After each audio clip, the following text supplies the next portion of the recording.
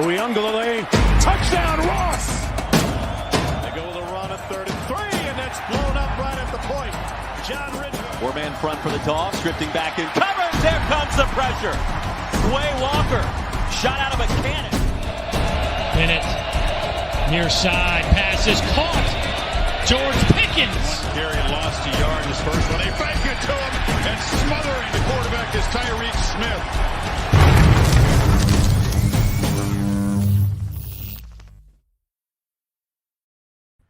Hello, everyone. It's Aldo Gandia with the Barroom Network, and welcome to Draft on Tap, our latest episode. And today was the day we were waiting for Ryan Poles to make a significant move, and he did just that by trading the defense's top player, Khalil Mack. I was going to say arguably, but I don't think it's arguably. He's the top player, right? Maybe some people will say Roquan Smith or somebody else, but I think most people would say he's the top player, but he's no longer a Chicago Bear. He's going to the Chargers, and we're going to talk about that right at the top of the show.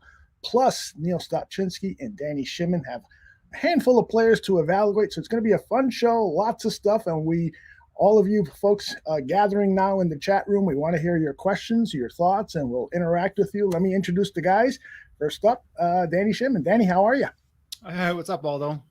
Just been a quiet week, right? Not much news going on. Just kind of laying low, not have to worry about anything distracting you. So that's right, nothing going on at all. You said before we went live that Rob Manfred probably was kicking himself, saying, "What the hell? The NFL does it again to me." Yeah, he's like, I ended the lockout. We kind of came to an agreement. Baseball's back, and next thing you know, Khalil Mack's traded. Aaron Rodgers is going back to the Packers, and Russell Wilson's traded. NFL is king, guys, and these other sports are just battling for second place right now. That is right. And here's a guy that is not battling for second place because he always comes in at the top. Neil Stopchinski, how are you, brother? Mind blown, man. News. How about I'm going to tell you what, I'm going to be a really salty dude if Notre Dame doesn't come back and pull us out, though. Got it on the background. Give us an update. Notre Dame basketball team is trailing. Yeah, quarterfinal of the ACC tournament, down 81-75 with less than a minute to play. Started off just completely atrocious. So they've had to fight and claw their way back. It's bad news. Well, give us an update when you got one. Hopefully it's good news. But we're going to have to talk about the Khalil Mack trade, and already 100%. Fans are gathering into the chat room and letting us know that they are very disappointed. PJ saying he is butthurt about that Mack trade. King Pookie says he is crying, very disappointed. What about you guys? What do you guys think of this trade? Danny, I'll start with you. Well, actually, I was going to come on today and be like, guys, I'm watching these defensive end prospects at the combine. I mean, there's a ton of edge, rushing prospects. It all look good in terms of some of them fit the 4-3 profile. Some have the, hybrid look in terms of they can stand up on their feet, rush from in a 2-point stance. Some can put their hand on the ground. And I'm like, I have a feeling that Ryan Poles, just kind of listening to what he says in terms of, they asked him at the combine in terms of, you only have 5 draft picks. And he says, that's the hand I was dealt. And you could tell that he wasn't satisfied. He was going to try and make some moves and try and acquire picks, whether it was trading down from the 39th pick and getting more picks, or moving some veterans. And I had a feeling that either Mack or Quinn was going to go. I thought it was going to be Quinn, just because I thought his contract might have been easier to go ahead and trade away. He was coming off an 18.5 sack season. Dallas, it might be cut Randy Gregory, so there might be a team that might be looking to bring him back. Possibly, I was just thinking of different possibilities.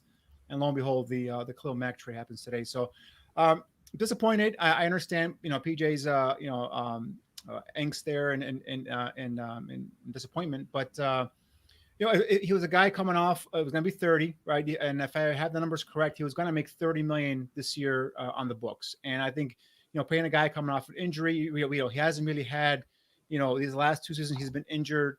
He obviously missed a big portion of last year, most of the year with that foot injury. So 30-year-old pass rusher making $30 million. What this happens now is they go ahead and the Chargers are taking all the contracts. So the Bears are going to have $24 million of dead cap money this season, but then they're going to gain $6 million. And then next year they're going to get a whopping $24 million dead cap money free up there. So that's something that, a young team, you're going to go ahead and try and unload. My only disappointment in question was they only got a 2 this year and a 6 next year. And I understand Von Miller, the Rams, gave up a 2 and a 3, but the Broncos paid about $9 million of his contract. But still, I just thought for a guy like Khalil Mack, even injured, he had 6-7 sacks last year in a handful of games. So I think, once healthy, this guy can be productive. Now, opposite of Joey Bosa there with the Chargers, I don't think he's ever had someone that talented across from him. So I think Mack, if healthy, is going to produce, Mack type of play. So I think just getting a 2 and a 6, I'm a little disappointed in the overall return. The actual, the move makes sense because I thought one of the two were going to go either, him or Quinn. Disappointed, yes, because obviously it means that the Bears are probably, heading towards a somewhat of a retooling, not a rebuild, kind of a retooling. So interesting to see what the steps are. But I did say last week as well, they only had 2 picks in the top 100, and this is a draft it's more so going to be known for its depth in the late days 2 and days 3. Now they have with this draft, with this trade, they have 3 picks in the top 100. So now you're talking about potentially adding another starter there. So you're looking at maybe a linebacker, right, a defensive lineman. And I think just kind of listening to what Poles has been saying over the last couple of weeks, I think he's going to concentrate on the offensive and defensive line. And I think that's something you guys all know. That's my bread and butter. If a team is good up front, both offensively on the line and defensively, you're going to have a solid team. And I think that's a foundation to build. And I think that's where he's going to concentrate on. Yeah. The thing about it is you're talking about a guy that, and I said on another show this week, we're talking about a guy that has not been available. He's been busted up. He's aging, kind of declining, has been on the injury list for 8 different ailments since 2019. You can't depend on the guy anymore, especially for the amount of money that you're paying him. All right. That's a massive problem. I wasn't expecting to get anything for the guy, to be honest with you guys. I was expecting him to play out the rest of his contract and then go about his merry way. And Poles figure out a way. I've always said, there's certain things that you don't do in the NFL, and paying for busted up, aging, and declining is one of those things that you don't do. And Poles figure out a way to get the Chargers to go ahead and do that. So I don't know, maybe somewhere in Chicago right now, Foles and AK are, slapping hands and drinking beers right now because, we got 2 GMs that are doing some crazy things and doing them the right way and figuring out a way to maximize the resources that were left with them. But hopefully Mack has a little bit of resurgence. Hopefully he does get healthy. He hasn't been since 2018. We saw, a very limited amount of, playmaking ability from the guy, and it made us all happy and excited. And, we, clanged steins and slapped hands and everything else, sang songs in bars around Chicago, celebrating a massive defensive playmaker that we haven't seen the likes of since probably Richard Dent. But, I think I like the return, to be honest with you guys. I like the return because, like I said, I didn't think we were going to get anything back. And now we have 3 picks in the top 100. Pace went ahead last year and sacrificed a pick for a guy that was healthy for a whole 4 weeks in 2021. So we're already, making moves there. I'm not upset about it. We're getting returns. We're figuring out a way to retool this roster. We're getting rid of bloated contracts with no return. We're getting rid of aging players. Hopefully Eddie Jackson's next because, let's be honest, guys, the safety room is absolutely bare right now. The guy doesn't bring anything to the table. So I don't mean to bang on Eddie Jackson like that, but, we got to make sure that we have playmakers on the field, not just guys, taking the checks. The one thing I will add for everyone who's disappointed, right, is remember Mack, they're going to a 4-3. So, they're going to have 2 hands in the ground defensive ends. And I understand Mack was an all-pro with the Raiders at both defensive end and outside linebacker, but that was a much younger Mack.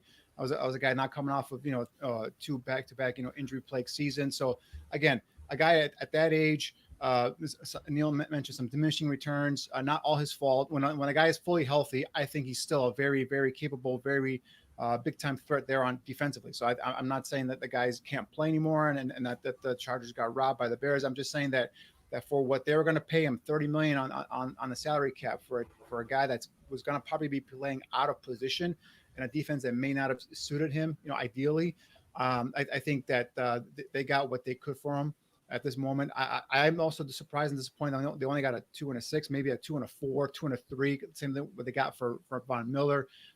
But again, we talked about Mack being not available, coming off 2 injury-filled seasons, a big contract. They're paying all of it, basically. So I think that's why the returns were diminished. But now it's just, you move on. Remember, Travis Gibson got 7 sacks last year, guys, in a limited playing time. So I mean, he's a guy that shows some promise. He is a hand in the ground defensive end, the type of defensive end that the Matt Eberflus defense wants, a 4-3. And now you're going to probably add another young guy out of the draft, or maybe a young free agent to bring in kind of in the mix, have a 3-headed rotation there. So we'll see how it goes. But I think getting 3 top 100 picks is vital and crucial, because now you have at least 3 guys that can come in and potentially be vie for starting positions on this team. Yeah, I'm with you guys. I don't think that we should be crying about this. This was the most the path that I wanted this general manager to take the most, which is a complete rebuild. And yes, it would have been nice to get more picks or higher than a 6th-round pick in 2023. But nonetheless, this is a move that signals that we are going to do a complete rebuild. And you need draft assets to do that. And you need free agent dollars to do that. And those were 2 things that the Bears were sorely lacking before the start of today.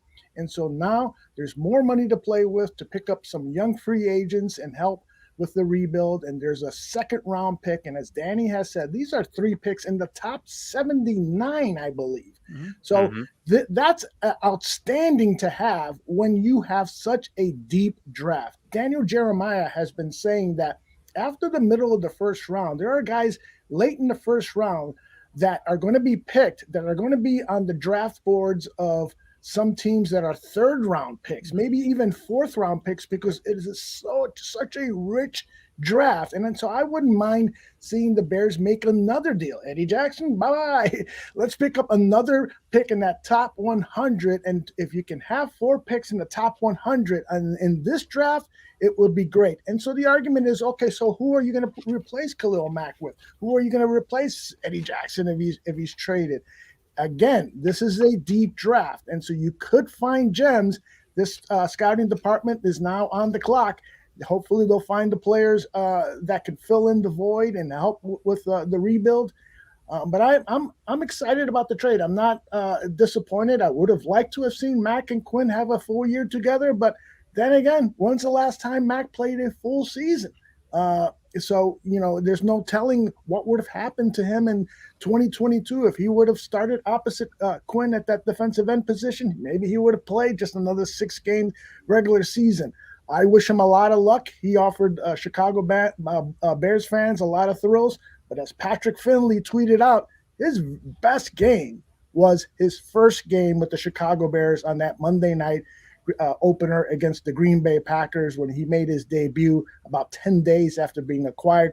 After that, it was sort of downhill. Not to say that he didn't have some great games after that, but that was his best performance. I mean, he had some tremendous games in that. Oh yeah. I mean, that Lions game where he basically, I'm drawing a blank on the tackle now for Detroit, where he basically walked him, he gave him nightmares. I mean, that guy was just walking him back into the backfield. Matthew Stafford had no chance to throw the ball. I remember that the game against the Packers, where they clinch a division at Soldier Field, where he's literally being held and he falls backwards and he sacks Aaron Rodgers. I mean, Khalil Mack is a hell of a player. If you study the tape, you break him down, you see that the guy draws, double teams, triple teams. There's times there are 2 offensive linemen are blocking him, and then there's still a tight end there chipping him away too. So he's a guy that draws attention. But yeah, you're right. Although the injuries, John Fox said, the best ability is availability, right? If you're not on the football field every week, week in and week out, no matter how great you are, the team misses you, and it's something that your value to the team drops.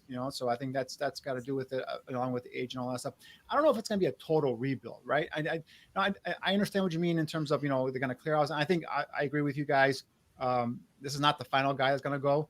Obviously, I think Eddie Goldman, has a target right now on his back, and I think he's a guy that they could probably free up some more cap dollars there.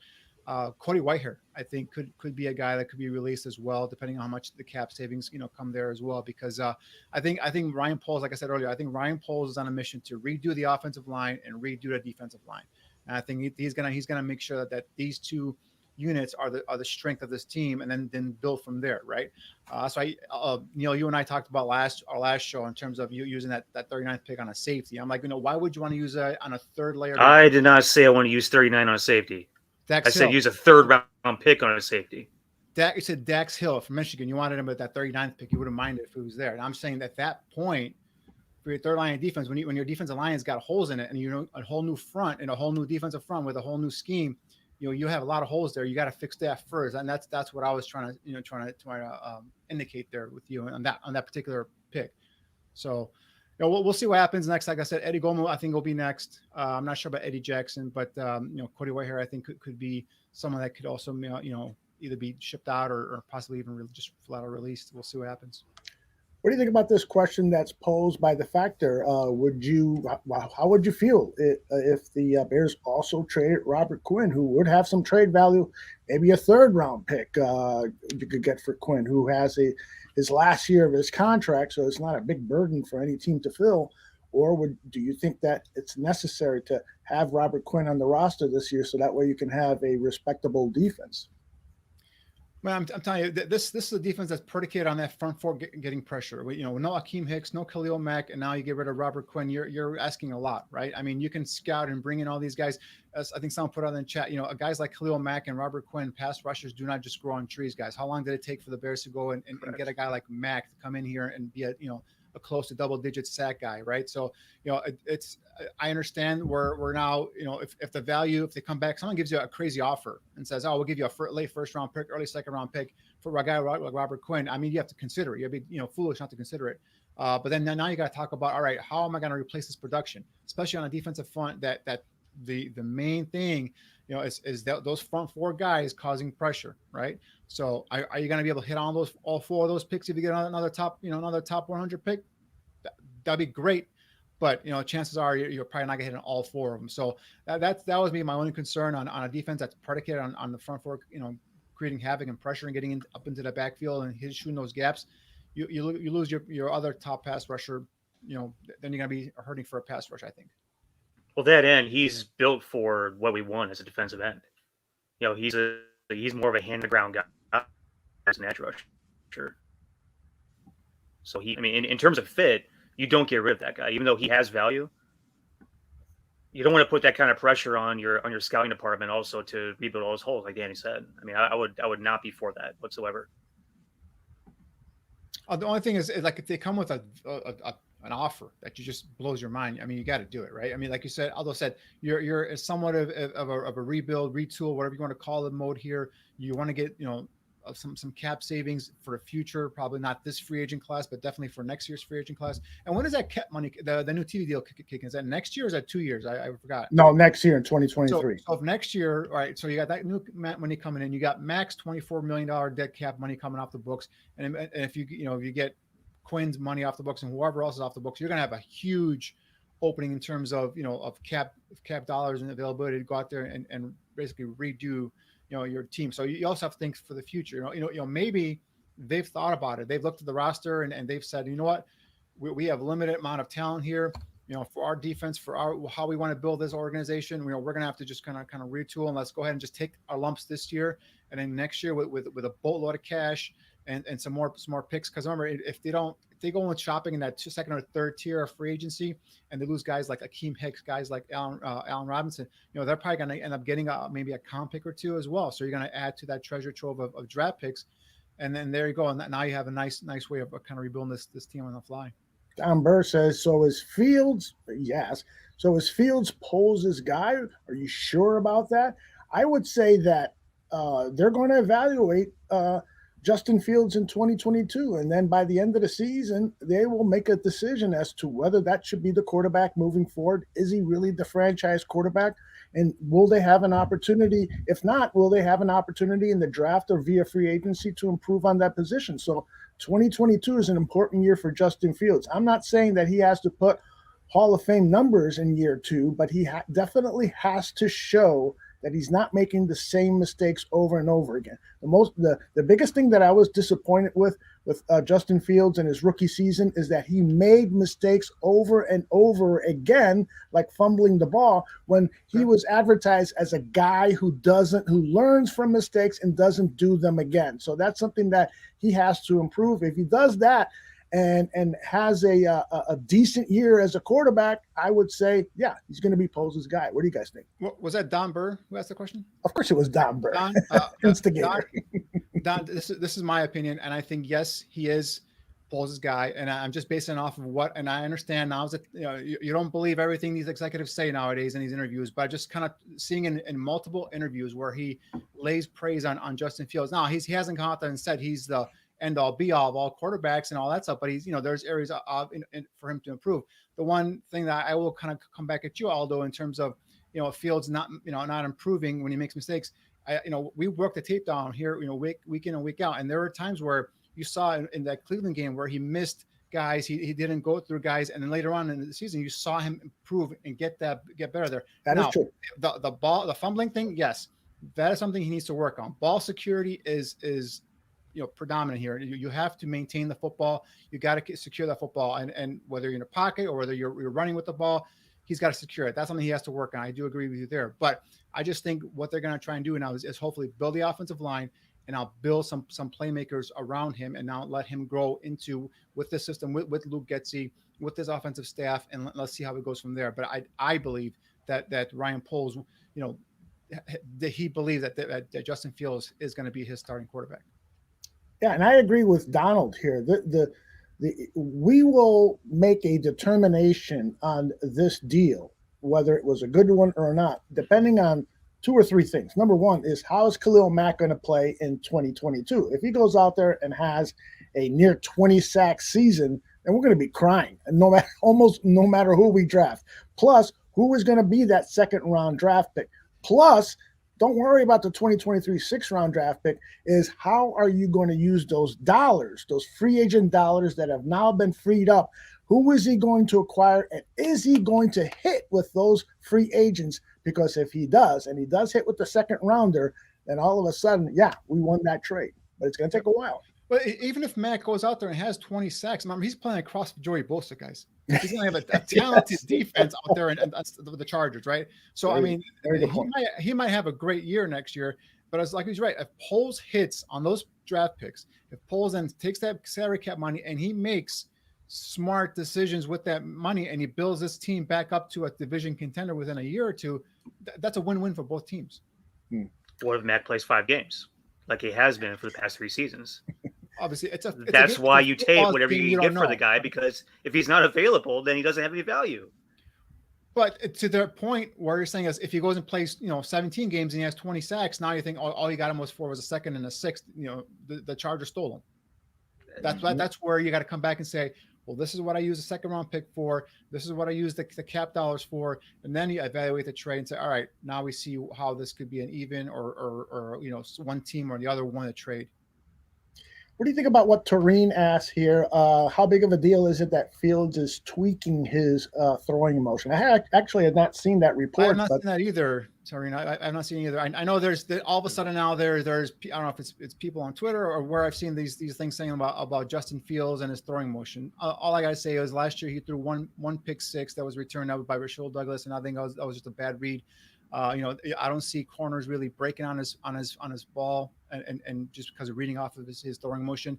There are some funky motions throughout, the NFL. And Philip Rivers had one of the ugliest, looked like it was shot putting the football down the football field. And you know what? It worked and it was effective. So as long as the defense is not getting a read on it and getting a jump on that football and making plays on the ball, whether pick sixes or intercepting or knocking the ball down, past breakups, then I would not touch him. Now, if you go on and you see now, defensive backs are timing it based off of his release, and you think that's a bit slow, it's slowing down his release, then you start looking into his mechanics and start, speeding it up and trying to fix it. I know it's a big windup, which is what the big concern is here with his throwing motion. So until that's proven by NFL defenses that's an issue, I wouldn't touch his motion right now. Yeah, what did you think of the throwing motion for Justin Fields? Do you think it was a problem? In terms of mechanics, if you shorten it, that's the only thing I would fix. He's shown that he can execute with the the type of motion that he has right now. The ball jumps from his hands. It's a ton of velocity. It's a little bit long. Yeah, and that was one criticism that I had of him on the show last year for the better part of the year when we were breaking down Justin Fields on essentially what it felt like every single show, as we talked about quarterbacks on every single show. But those are things that are easily coachable. Shortening up your throwing motion, not taking as long to get the ball out, as an easily coachable thing that doesn't mess a whole lot with your timing. Just a matter of just slight tweaks here and there. We're not completely reinventing the wheel here. Mm-hmm. Yeah, and that's unfortunately one of the things that makes things a little tougher for Justin Fields, because when Aaron Rodgers came into the National Football League, he had to revamp his throwing motion, but he was able to do it while riding the bench and allowing Brett Favre to be the starting quarterback. Justin Fields, unfortunately, was thrust into the starting role because Bears general managers, for some reason, think that guys like Andy Dalton and Nick Foles can be starters above promising young quarterbacks, and have been drafting.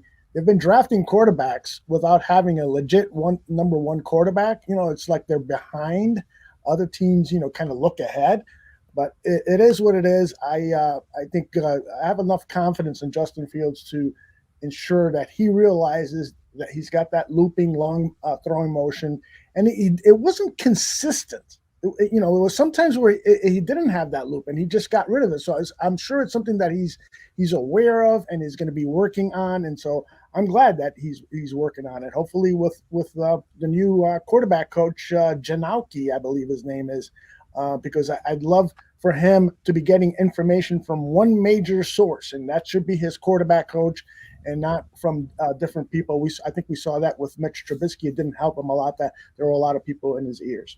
I believe that collectively a bargain that coaches cannot coach him now until I think April, until OTA start. So I think if he is working on his motion, it's got to be with his own personal coach. OTA's be May, wouldn't it? Is that May? The draft, usually after the draft. Oh, I'm sorry. They're in May, June, May or June. I think April, May. All right. Hey, guys, before we get into the players that you selected for us to do evaluations on, I want to get some general thoughts from you about the NFL Scouting Combine. 4 days, there were some electrifying performances by certain players. I asked Greg Gabriel on a Monday show, did they juice up the track? Because every time I looked up on Sunday, the defensive backs, everybody was running a 4.4 something, 4.4 something, 4.4 something. I'm like, did they speed up the track? But he said, absolutely not. This is a result of the training that's going on, the fact that these guys are training for 40-yard dashes, training for these drills and so forth. It's not real football that they're playing, and so you're just seeing the results of that kind of training. But nonetheless, I just want to get your thoughts. I'll start with you, Neil. Any players at the Scouting Combine that really impressed the heck out of you? Man, the list is endless. I think these guys, they figure out the cheat codes. Like the old school Nintendo up, down, A, B, left, right, I mean, it was absurd, man. 4.4s left and right, back to backs. The splits on the big guys, sub 1.74s and sub 1.7s. I mean, it was ridiculous. I think we had on that first day, the wide receiver set a record for. It was originally blown out of the water. The record was blown out of the water for amount of guys that ran sub 4.4. It ended up being 8 guys, which beat the record by 1. But I mean, it was just ridiculous. It's way too many guys to really just sort of center on. But I mean, in general, you had a lot of fast guys at wide receiver. You had a lot of fast safeties. The cornerbacks sort of underwhelmed me in terms of their speed and overall agility. Did really well in drills though. There's some guys that in a couple shows, I'll definitely be focusing on coming out of that draft. The linebackers are really interesting. But I mean, you talk about the guys in the trenches, the offensive linemen, the defensive linemen, the defensive ends. I mean, what can you say? I was so excited because I'm like, these are the guys that the Bears need. The guys exactly offensive, and everyone one by one. I'm like, I have a list of guys here, all defensive linemen, offensive linemen that just intrigue me. I'm like especially with the way the Bears are going to go ahead and alter their blocking scheme, go with that more of that stretch wide zone. Athletic offensive linemen, you see that. If you want power gap guys, you see that. If you want a defensive lineman, you want defensive tackles, interior guys that can rush the passer. You see that, guys that can just, stack and shed and block lanes and take up blockers. You can see that as well. And then the edge guys were really, some of them were outside linebackers, so it might not be a nice scheme fit here, but just guys with springs and just being able to just do it that can get to the quarterback. It really was exciting to see. No, absolutely. And you talk about some of these offensive linemen too. I keep saying all the time, like that first drill that they put these guys through once we get through testing, the wave drill is what they call it now. It's called 35 different things throughout the course of history, but they call it the wave drill now. Test the guys, lateral ability, whatever is underrated to talk about too much was that motion once you get up off to your feet. Is it sections or is it sort of one reactionary movement?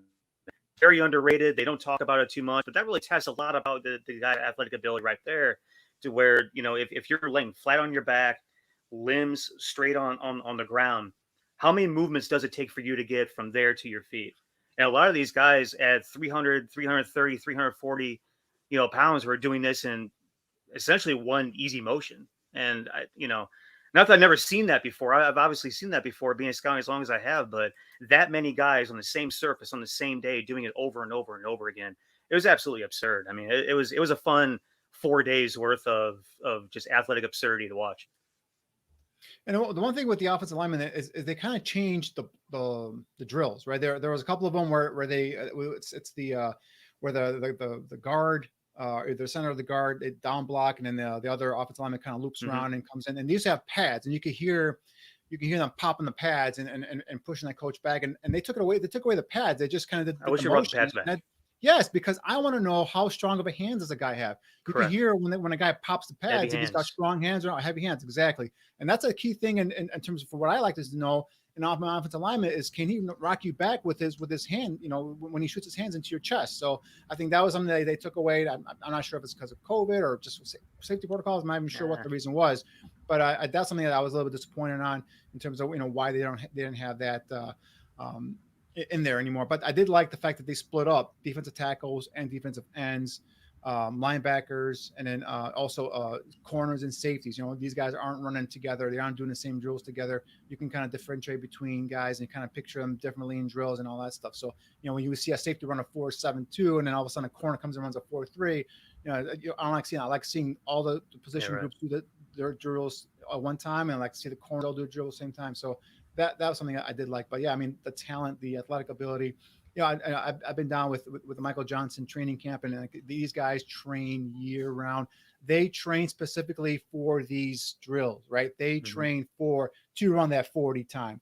They cut down some of their weight. They're not doing typical football drills. They're doing track, sprint, relay, drills, stuff like that, to be able to get faster, get more spring. You saw them warming up before they ran. Those are all, track star, kind of, warm ups and all that stuff. The quick motion, quick twitch stuff. Yeah, all that stuff. So, so that's why. So the turf is not getting faster. They're all running the Aldo Gandia 4.40 now because of the fact that they're training year round, and they're just getting, just better trained, better conditioned athletes. That's all they're doing.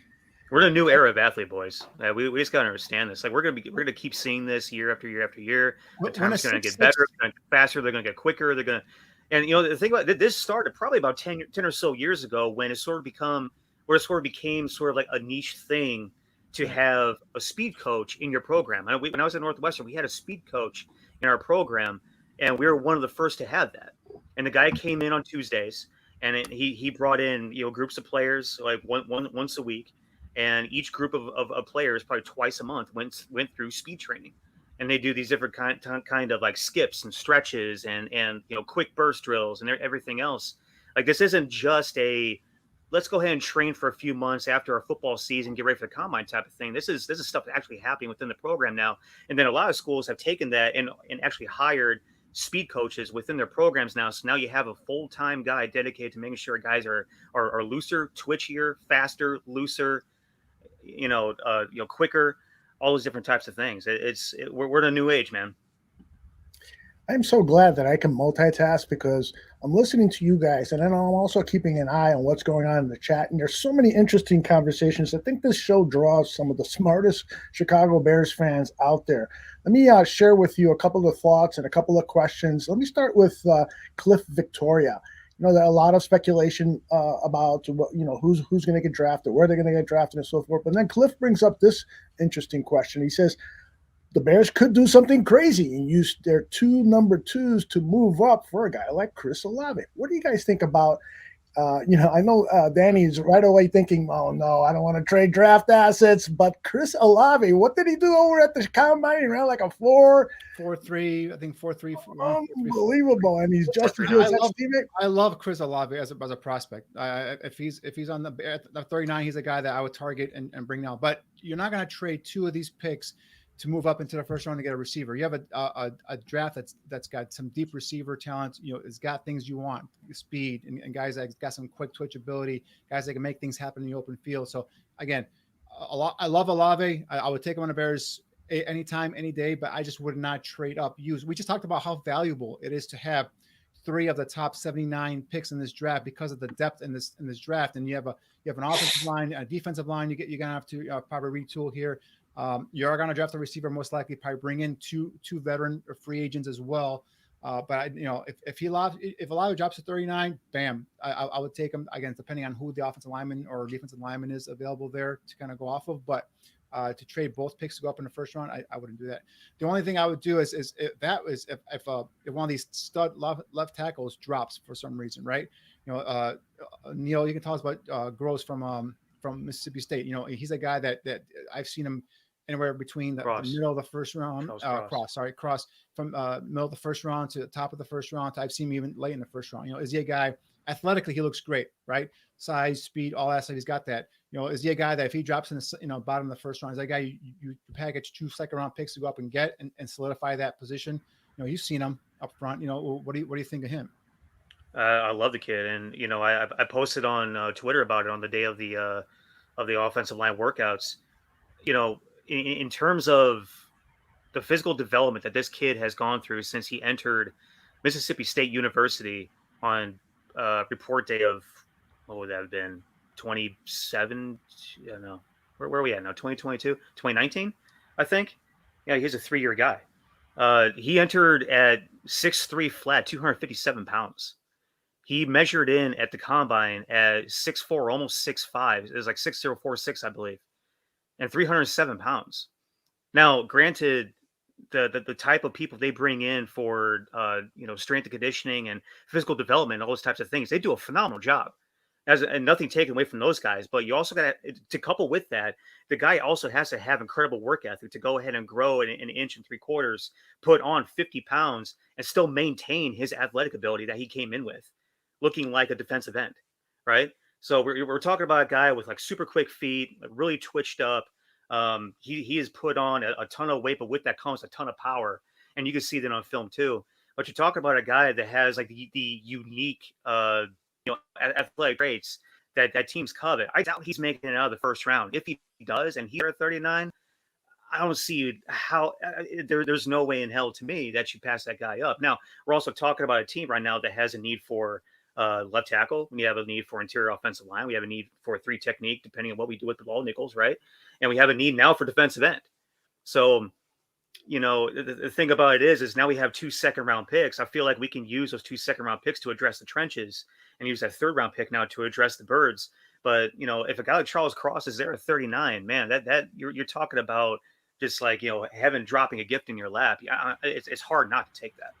I don't think it'll be available at 39. I think if he's dropping in the 20s, in the low, or low 20s, right? Would you that would be a guy that I would think about maybe packaging. Train 2 picks to move up 11 spots or something. Right? Yeah, because now you can solidify your left tackle position. I love the kid athletically. I love the size. My only concern, and it's in that Mike Leach system. Those tackles or the offensive linemen, they're not really asked to block in a pro style system. So that's the one little concern I have about Cross there. But if an elite prospect like that would drop in a niche position, right? Neil just touched on it. Defensive tackle, right? A 3 technique. Defensive end now.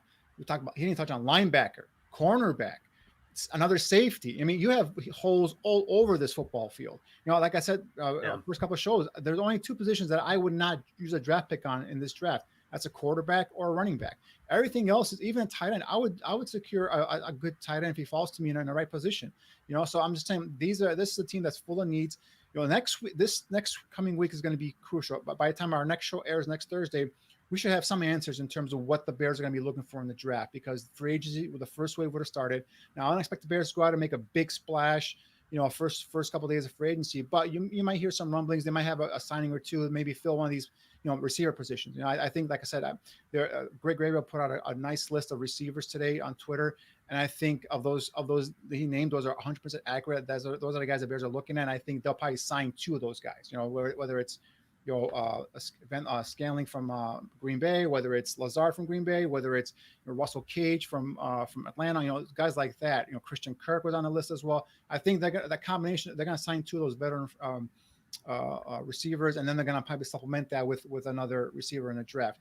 Now, I just saw a question. I forgot who asked it in the chat. They're asking about comparing Chris Olave to Jamar Chase. Jamar Chase, thank you. And two different type of receivers, right? The one similarity that they have the capability of making explosive plays, but Jamar Chase is a more physical, a more, he's dynamic in terms of he's up there, he's physical at the catch point. He can catch the football with two or three guys straight over him. Chris Olave to me is more of a speed guy, a guy that can stretch the field. You'll get him in the open space. He can make some moves there and get past the first defender, but he's definitely a guy on the outside that's going to be able to stretch that defense and get downfield. But not the complete receiver, in my opinion, Jamar Chase is. I think if you put these guys in the same draft, Jamar Chase is the top receiver, hands down, no questions asked. Hey, Danny, don't forget, going back to Charles Cross real quick, don't forget that when he first showed up in Mississippi State, it was more of a pro-style friendly, type of offense. So his original grooming was to play in a pro-style, offense. So he's had two different types of systems that he's been a part of. And the system that he first came in, the offensive coordinator, Lou Getsy. Yep. Interesting. I did get this message from Greg Gabriel. He texted me and said, I talked to a couple of agents today, and both said the wide receiver market will be high. Christian Kirk might get $13 to $15 million. Valdez Scantling, $10 to $12 million. Now, that could be wishful thinking because these are agents and they're trying to push up the money, but that's what I'm hearing. Oh, and A-Rob will get $20+ million this season. Now, I don't agree with that. I know that Greg is, I shouldn't probably be sharing all this, but I know that Greg is friends with Brandon Parker, A-Rob's agent. So maybe Brandon pointed that out there because that's what he's going to be asking for, right, in these contract negotiations. But I do feel like the market for these tier one wide receivers, and Marquez Valdez Scantling, he is not a tier one receiver, but I do believe that the top receivers, their price is going to go up because we've seen so many wide receivers get tagged or are injured. And so those tier one or close to tier one wide receivers, their price is going to go up. Plus, agents are already counting on the 2023 salary cap being basically exploding because of all that TV revenue that's going to come in. It's going to be massive. So I do believe wide receivers are going to be more expensive than in the past, just like we have seen Aaron Rodgers benefit from everything that's going on with the quarterback market and the TV money that's coming in. He's going to make somewhere in the area of $50 million. So you guys, are you concerned that the Bears might not be able to attract a free agent wide receiver that is somebody that you like, given what the market looks like? Yeah, I mean, if Mike Williams, who I love the talent, right? If he's getting $20 million as he re-up with the Chargers, I mean, what's the market going to be for, like, what's Devontae Adams going to get? $30 million? And I just don't know how the Packers are going to do this. So, if a guy like Marquez Valdez-Scantling is asking for $12 million, again, if you kind of think about it in terms of the salary cap going up, that might be average for an average, receiver.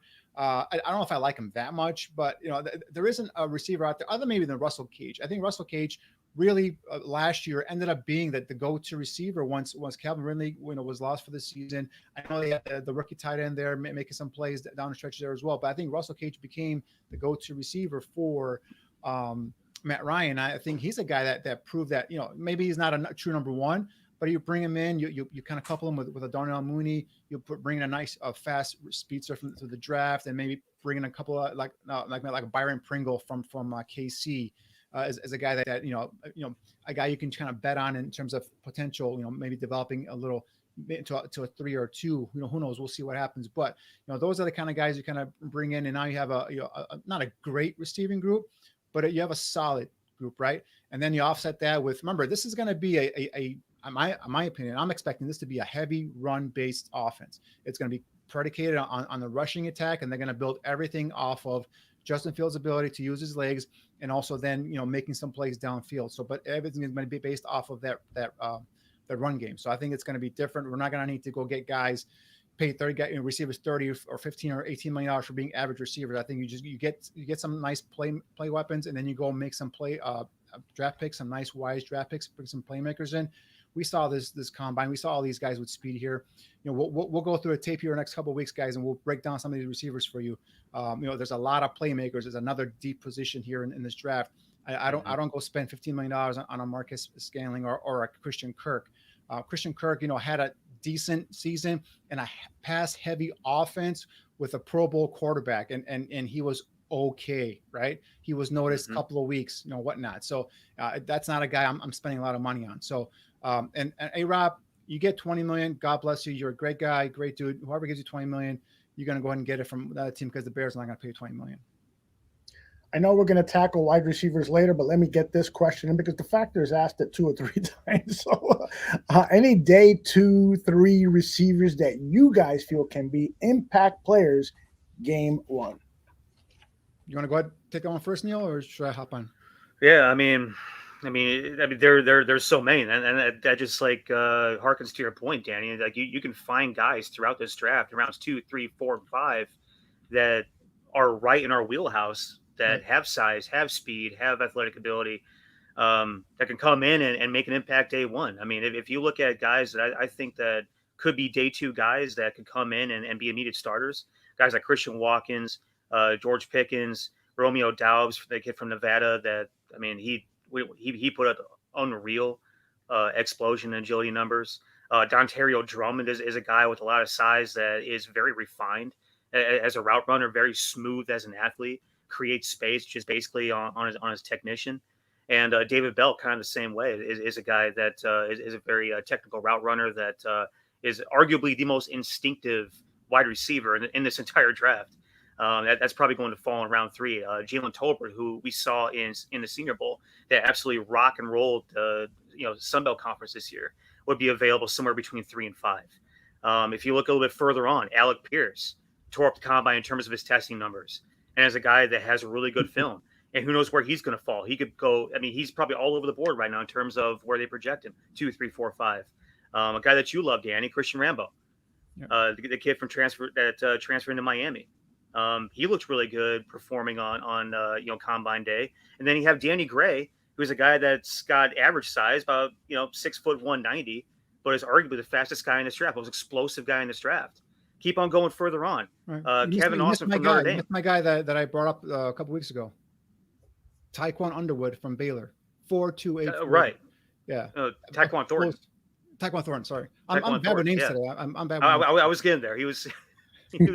I mean, that goes to show you that we don't have to tackle this in round 2. We don't have to tackle it in round 3. We didn't go 3, 4, 5. We didn't go anywhere in this draft. Find a guy with size, find a guy with speed, find a guy with agility. Take the top off the defense. Can be a playmaker. At whatever X, Y, or Z you want to stick him. I was talking about the Kevin Austin kid from Notre Dame who ran and tested really well. The Khalil Shakir kid from Boise State who ran an unreal time. I mean, it was Velus Jones from Tennessee. Velus Jones from Tennessee is another guy. Velus Jones, yes. Josh Palmer 100%. was another guy from Tennessee last year that the Chargers got, I think, in the 4th or 5th round. He became an impact player for them as well. So, there are going to be players just like the last couple of years, guys, with receivers in the 4th, 5th round. You're going to be able to Darnell Mooney, 5th round pick, impact receiver for us, right? So there are going to be guys you can get in day for sure day 2, and then definitely there's going to be a couple of guys in day 3 you can bring in. Bo Melton, the guy from Rutgers, is a guy that I'm very intrigued by. He caught my eye, and prior to the Senior Bowl, I'll be honest with you, I hadn't done much tape on Rutgers football, and I saw him play at the Senior Bowl. I'm like, I gotta study him now. He goes and runs the 40 at the combine.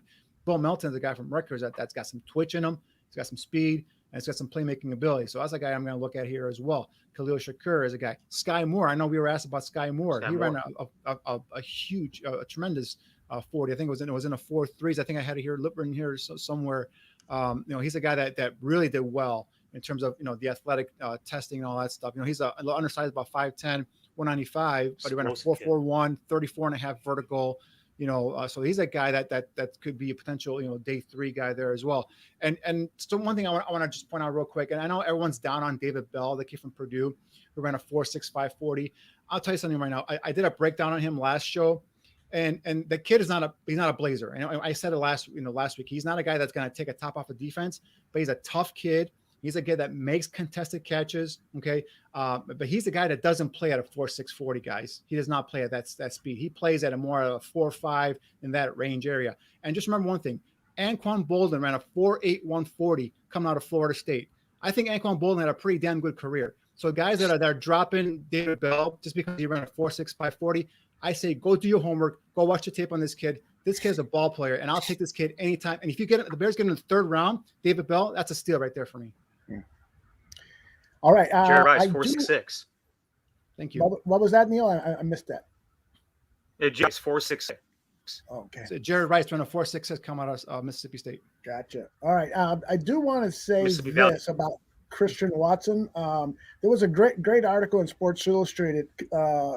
This was for Packers fans. They were suggesting that Christian Watson might be a better replacement, might be a better addition to the team than re-signing Marquez Valdes-Scantling. And this was a portion of that article. At the 2018 scouting combine, Valdes-Scantling measured 6'4", 206 pounds with massive 10-inch hands. He ran his 40 in 4.37 seconds. At this week's scouting combine, Christian Watson measured 6'4" and 1/8 at 208 pounds with 10 and 1/8 inch hands. On Thursday, he ran his 40 in 4.36 seconds. So the point being is, why spend all this money on Valdes-Scantling when there's a very, very similar, at least physically, wide receiver in Christian Watson? You guys have any thoughts on that? If you're asking me, Aldo, do I want to have Christian Watson or Marquez Valdes-Scantling right now? Give me Christian Watson 10 out of 10. I have no doubt. He's a guy that Valdes-Scantling has made some big plays in the NFL, so I'll give him that, right? But he's had a lot of drops, right? There are, I know writers in Green Bay that think that this guy is way overrated, way overblown. He does have the size and the speed element, but I think Christian Watson is a better route runner. I think Christian Watson has a ability to come in and make an impact right away. And long term, I'd rather have Christian Watson, especially when you have a young quarterback like Justin Fields. If those two can go ahead and gel and build a chemistry going forward, I would take Christian Watson. And we're talking about paying Valdes-Scantling $15 million a year. I'm okay. I'll take Christian Watson in the 2nd round and be happy with it. Very good. Neil, is your connection working a little better right now? I think it is. It was getting kind of slow there for a bit. Not sure really what's going on. Okay. Well, we're going to power through it. There you go. Thanks. Let us start to talk about some of the player evaluations that we have. Danny, why don't we start with you?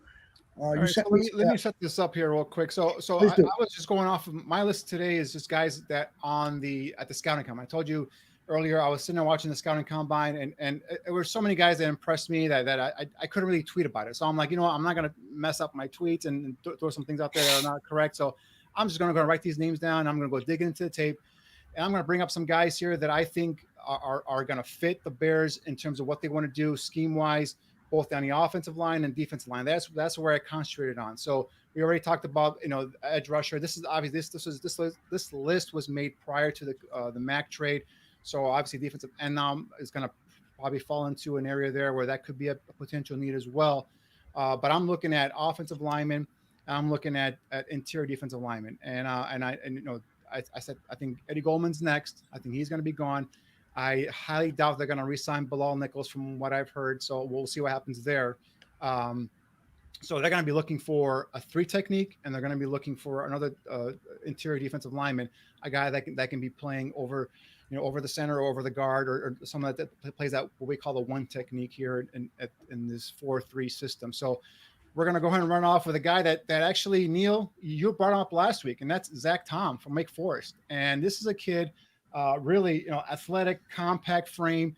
So this is a guy that's got some versatility, right? This is, here he's playing left tackle, going up here against Jermaine Johnson. I like the fact that he was able to square him up and be able to get the guy who's probably going to be a first-round pick, Jermaine Johnson, and get him off the way, create a little running lane there, a seam for the running back to get through. So that's him there in run block. And again, this is a guy that played left tackle. I project him more inside at guard. Majority of the NFL thinks he's going to be a center, guys, and he's played center before at Vanderbilt, so he's got that experience there as well. So, but I think he's potentially going to be inside Wake Forest. He's going to be inside at probably at guard, most likely here. But again, we're talking about a kid that comes out here, balance, strikes his hands out, controls the center plate of the defensive lineman. It's square, his shoulder square to the defender, and maintains his balance. Is able to mirror in pass pro and keep the defender away from the quarterback. Here we're going clip 3 is the run play here. I think I lost that one there. Where did I go here? Oh, this is here. This here works well with his guard here. It's looking to pin down the defensive tackle, sealing him off, and helping create that lane behind them, which the running back cuts through and makes a nice run there as well. So we see him here now moving guys. You see him get leverage and keep those feet moving and get guys off their spots there, creating those lanes for the running back to come in. Again, this is a guy as a guard is going to be asked to pull and come out athletically. He's got that ability. He's got the quick feet, the ability to range to come out and loop and be a lead blocker, if you will. So again, very impressed with what he did at the combine. But then when you put on his tape, you see a lot of that here as well too. Here, I think the running back, if he cuts behind him, right? I think the running back has a chance to go and score there. So, and this play here, I just want to show you how he gets to that second level, seals off that linebacker, and then just drives him, holds onto him, and then drives him back, 4 or 5 yards.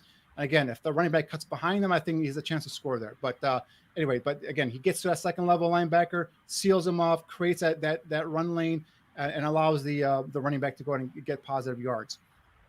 So this one here, this is against North Carolina.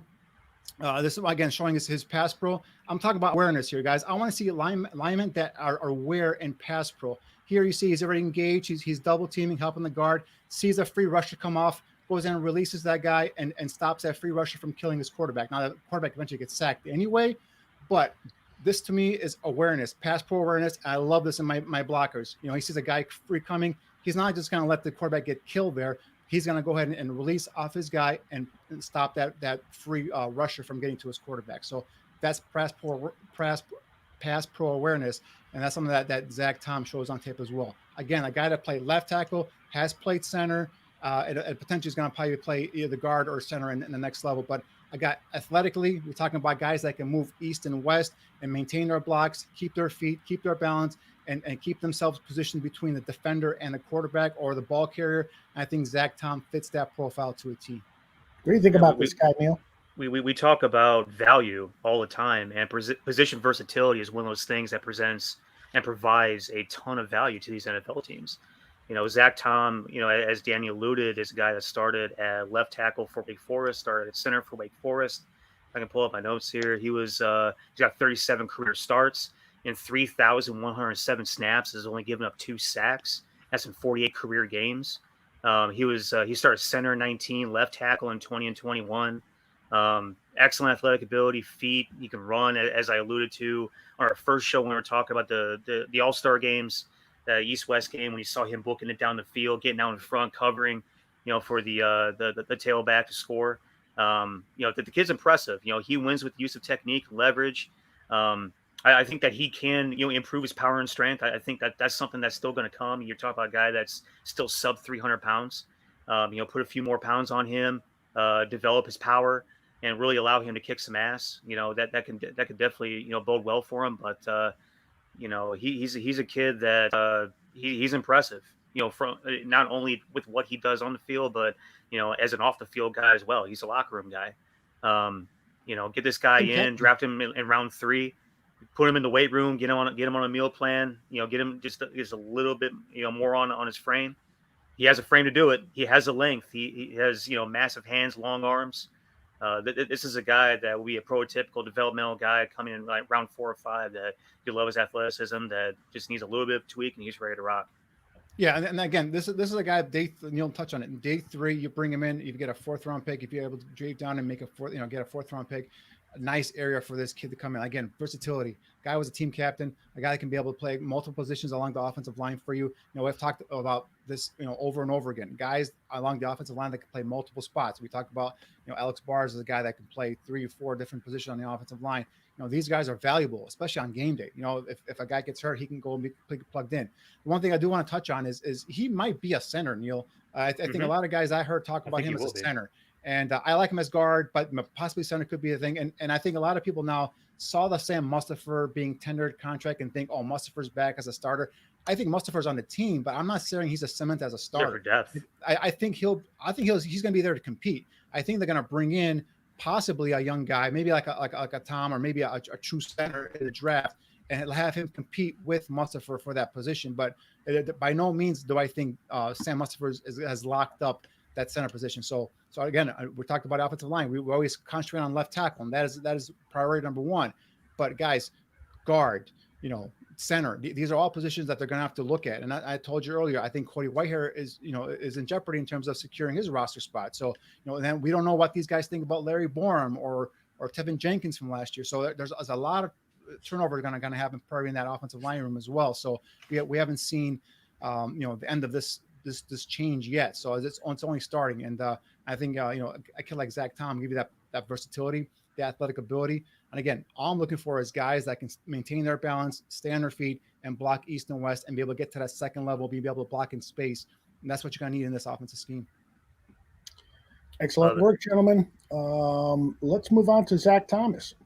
Yeah, this is a kid I had not seen prior to the combine, but his numbers at the combine impressed me. 6'5", 308, 33 and 7/8 arm length. 2018 he's made 2 starts at right guard. So this guy started at right guard, right tackle, and left tackle. The thing about him is I like the size, I like the length. Athletic, played in a stretch zone scheme at San Diego State, so he's got that ability already.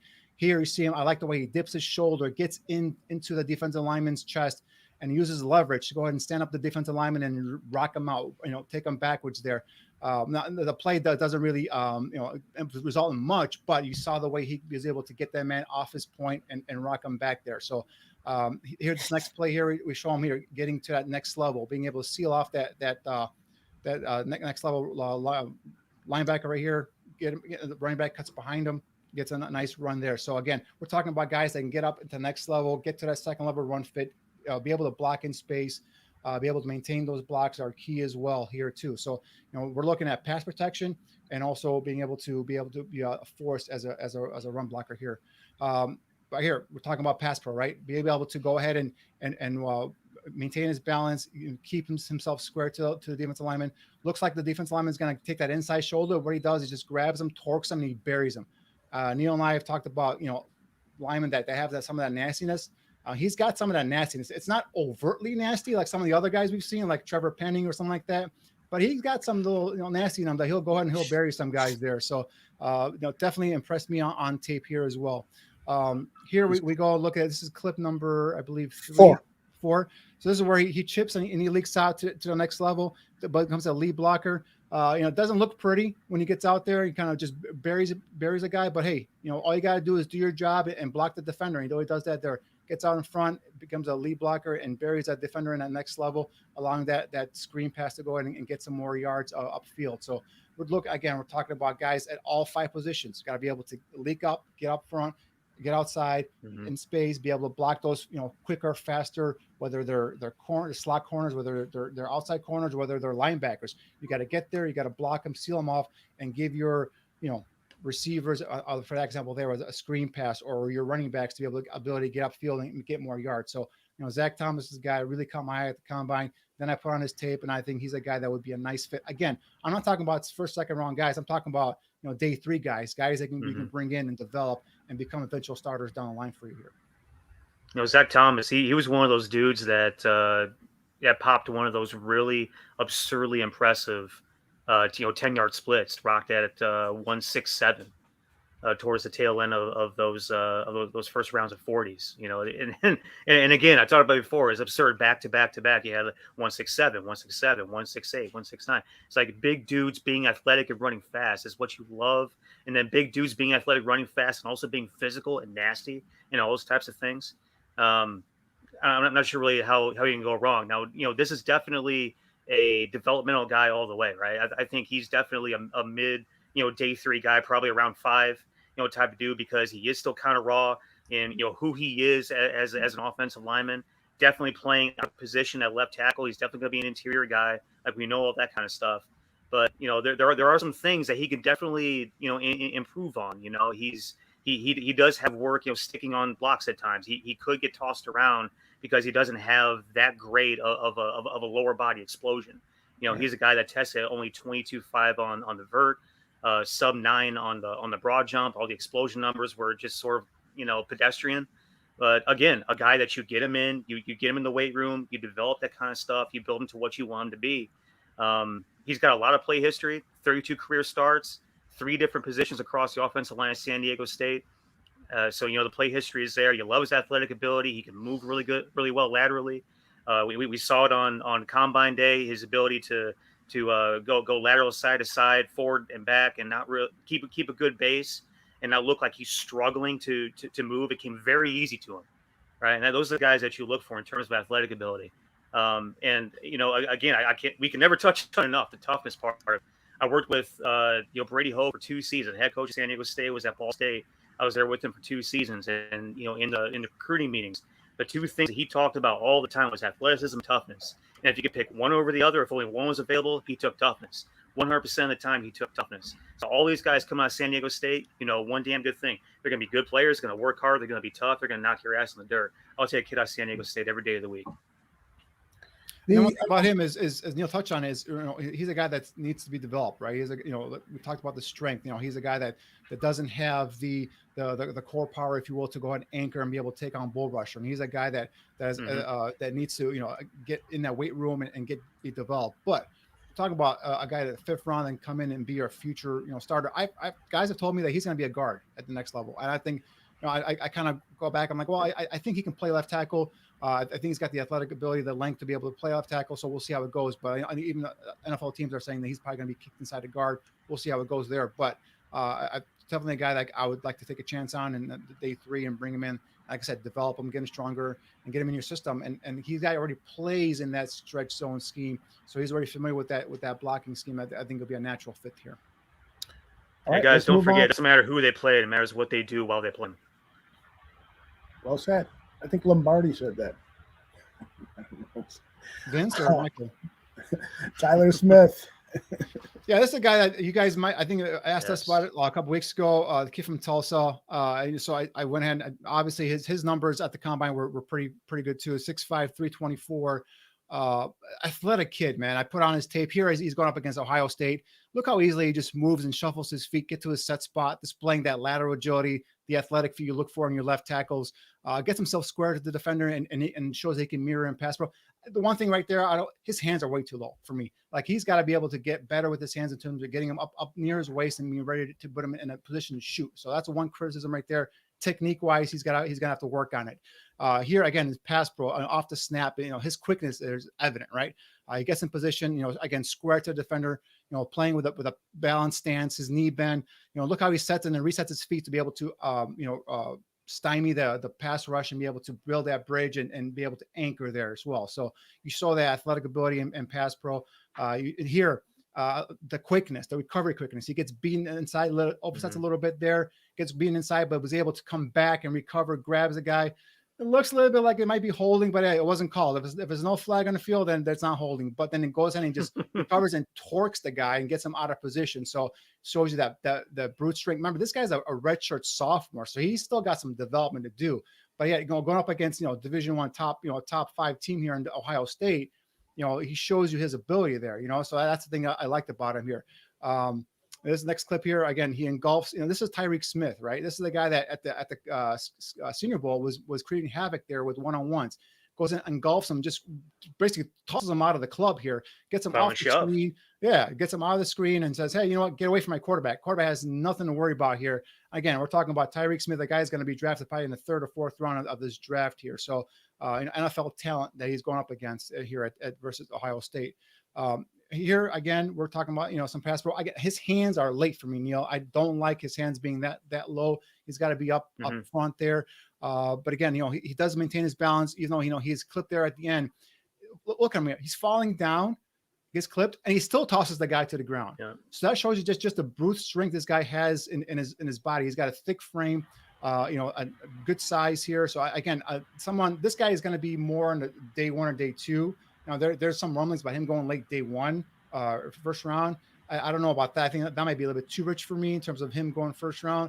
But he's got the talent, and he just needs to be refined and coached up. But you're looking at a guy that can come in here and really be a potential be a starting left tackle. Yeah, I mean, Robbie's right. He is susceptible to the bull rush because of how he currently uses his hands and his arms. Now, the thing about him is that he does have the natural length of his arms. He does know how to use the length. I did the same game that you did, focused a lot on the first half, and just to see how he started the game, he maintained up to halftime, how he came out of halftime. He's got 34-inch arms. He's got massive hands, almost 11-inch hands at 6'5", 324. And he's also a guy that tested really well at the combine as well. He ran a 5.02 40. He had one of those elite 1.71 splits, 4.65 on the shuttle, 7.78 on the cone.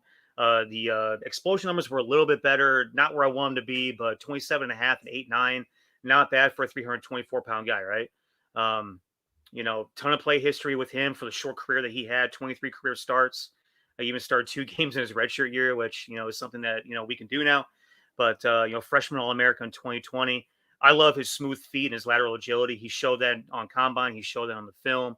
And especially while he's engaged, like we saw the bits where he's going up against Tyreek Smith and number 8. I'm not sure who number 8 is on the opposite side, but they're both like 2, really athletic edge rushing like type of guys. And he's able to shuffle his feet while engaged. And he shows good leg drive while engaged. He can move bodies. He anchors well, sits well in his drop. And that's for run blocking. That's for pass protection. The functional strength. He has a very strong inside hand. One of the clips said that he actually didn't have on there that I probably should have given. I probably should have given all to put on was when I think it was Tyreek rushing off the top side. He's actually holding the guy off with his inside arm, looking back over his right shoulder to see where the play is going, where he needs to direct the edge rusher moving forward. I thought that was incredibly impressive. Guys that have that kind of upper body strength, that kind of core strength, this upper body strength and core strength, and also strong, heavy hands is how you're able to execute that kind of move on a guy that's really twitched up and athletic. Right. And the thing is, he needs to be coached up. And the guys in the chat, you guys are right. Talk about, I think it was Robbie said he's susceptible to the bull rush because look at his hands right down by his waist, and he opens up his chest and then he doesn't shoot. He kind of engulfs the defender. So this is where a offensive line coach gets in there and says, all right, get your hands in a position where you shoot, and then you're going to shoot, protect your chest. Then you can be able to go ahead and control the defender's chest plate, and now you can ride him. But the other thing is, because he's raw, because he needs to be coached up, just look at his raw ability here. He's been backwards, but he's able to reset. He's got enough core strength to go ahead and arch his back and anchor a little bit and maintain himself between the defensive end and the quarterback. And that again, if you get this guy coached up with an offensive line coach, get him with the right technique, I think this guy has potential to be a starting left tackle in the NFL. So that's why that first round talk about him, I think that's all probably agent stuff. I don't believe he's going to go in the first round. I think that's, again, I said earlier, it's too rich for my blood, but definitely talking about, mid-second round and maybe even a third round if he falls in that area for you. I think this is the guy you kind of go ahead and take a flyer on, and like I said, you develop him, and this could be your starting left tackle for the future. All right, fellas, let's move on to Logan Hall, defensive tackle. I went to the opposite side. I went to the defensive side. I went to a guy. All right, so we need a 3 technique, right? And we need possibly another defensive lineman. So, Logan Hall doesn't fit the bill. Actually, I think he's listed as a defensive end on most of these mock drafts and most of these reports and all that stuff. But I kind of thought outside the box, and I'm like, all right, this guy is 6'6". What is he? 6'6", 283 pounds. He's not the quick, twitchy, Devontae White, who I think, by the way, has blown himself out of the Bears range. I think he's going mid-first round. So that hope and dream of the Bears getting Devontae White here is probably done. But this guy's just a bigger guy. Again, 6'6", 283. Not saying he's the Forrest Buckner, but he's got that similar size. And then you put on this tape here versus Cincinnati. You see him do a nice swim move, get up in that A gap, split that center and guard, and get into the backfield and bring down Desmond Ridder here for a no gain or a loss. Again, quickness off the ball is what you notice with this guy. 6'6", 283 pounds. Here he loops around, just engulfs the quarterback. Does a nice little small loop there. Again, not the quickest or twitchy defensive lineman out there, but he's got the size and he's got the quick snap anticipation off the ball. He gets into the offensive lineman's chest and then just engulfs the quarterback and provides a sack here. So I think something like this in the middle of a defensive line, if you pair him up with another defensive tackle, I think this could generate a lot of good pass rush and good fortune there for the Bears. Here, takes on a double team, stands his ground, and then has a nice way of locating the football. That's instincts. Spins off, a nice spin move to spin off the double team, and then get in and make a tackle or assist on this tackle here. So again, locating the ball while taking on a double team, standing your ground, and being able to get off of that double team and get to the ball carrier, to me, is a plus there with him as well. And this clip here, again, he dives into the backfield, does a nice, again, swim move to get in between the center and the guard, get into that A gap. He doesn't make the tackle, but look what happens, guys. His man has to go ahead now and block him, obviously. Look what happens to the linebacker. Linebacker is free. Linebacker is not touched. He's coming downhill. He's making an easy tackle here for a no gainer. So, even though he didn't make the play, his initial quickness and effort to get into the backfield causes that reaction from the offensive lineman to now allow the linebacker to come down free and make a play. That's a win that's caused by the defensive lineman, Logan Hall, and I can see him fitting in this system. Now, if this is the Vic Fangio, Sean Desai system, I see him as a 5 technique, a possible replacement for an Akeem Hicks, that type of a lineman. I think he fits in nicely there. But here I'm thinking outside the box. I'm liking his anticipation, his instincts, his ability to get off the ball, get back and shoot that gap, get into that backfield and make some pressure there. And that's why I can see him, being a nice piece here in this defense. So this is where, when I put his tape on, he looks bigger here than what he does at the combine. He looks a little bit more, and at the Senior Bowl, one-on-one, he was almost unblockable. So I think he might have dropped some weight, maybe getting ready for the combine. It could be a little more sleeker. So again, that size in the middle of that defense, to be able to shoot that gap, get in the backfield, make disruptive plays, help your linebackers, stay clean and get to the ball carrier. I think that could be a nice asset here for this defense. We talk all the time about playmakers across the defensive line in this system, guys that are able to shoot gaps, be athletic, take on their one-on-ones, win those, and still handle the B gap. I mean, this kid is monumentally athletic in terms of how he's able to utilize his strength, utilize his agility. Win the one-on-ones. You see him in open space. He's able to change direction, burst forward, close on the ball carrier. Really interesting kid that, honestly, I wasn't thinking that would be even, that close of a fit for us, getting out of, the combine where we were in the position that we were in, before we traded Khalil Mack. And now it's like, hey, we have open positions across the defensive front, the entire way now. That 6'6", 283, was that the combine measurement? Was that the official combine measurement? Yeah, that was the combine measurement.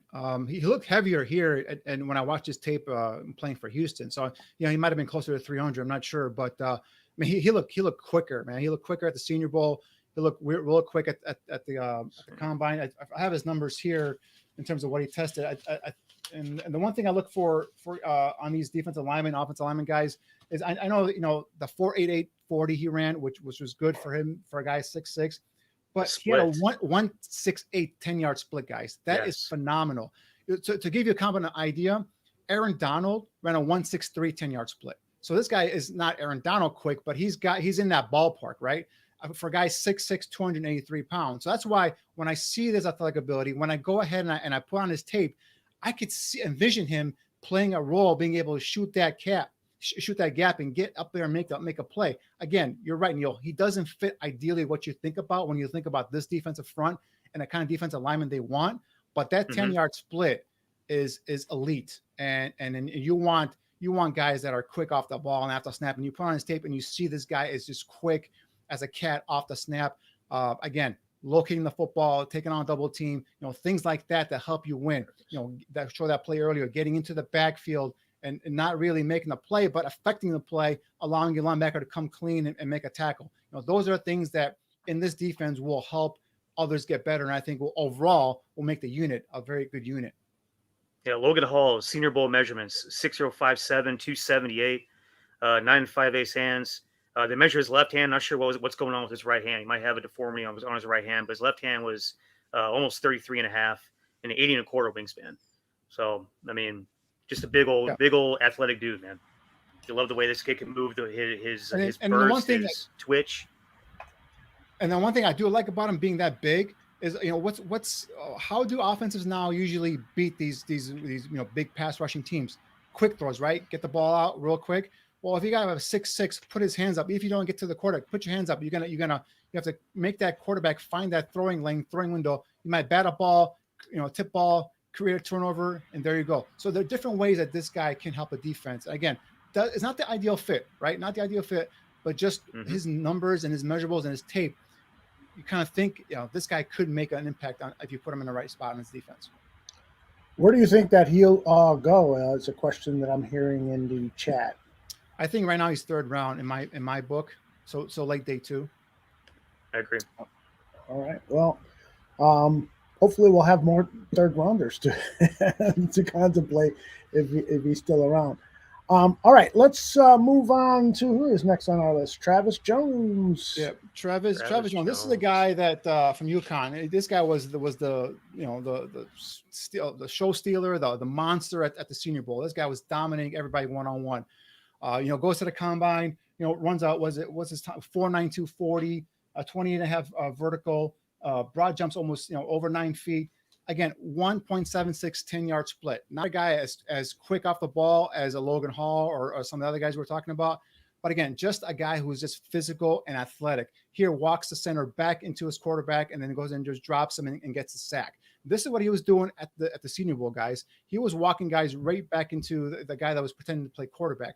They were not able to contain him, and his ability to be able to move speed, the power, and then get into the backfield, causing disruption. Again, we talked about Eddie Goldman possibly not being on his roster. This is a guy to me fits real nicely in that Eddie Goldman spot. One technique, a guy that can line up over the outside shoulder of the guard or a center and be able to do that.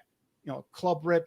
Get up into that A gap and get right into the quarterback's face. Doesn't get the sack, but force the quarterback to go and get rid of the ball quickly, and there's an incompletion. So again, I'm thinking a little bit maybe out of the box. These are not guys that again will ideally will be fitting this defense.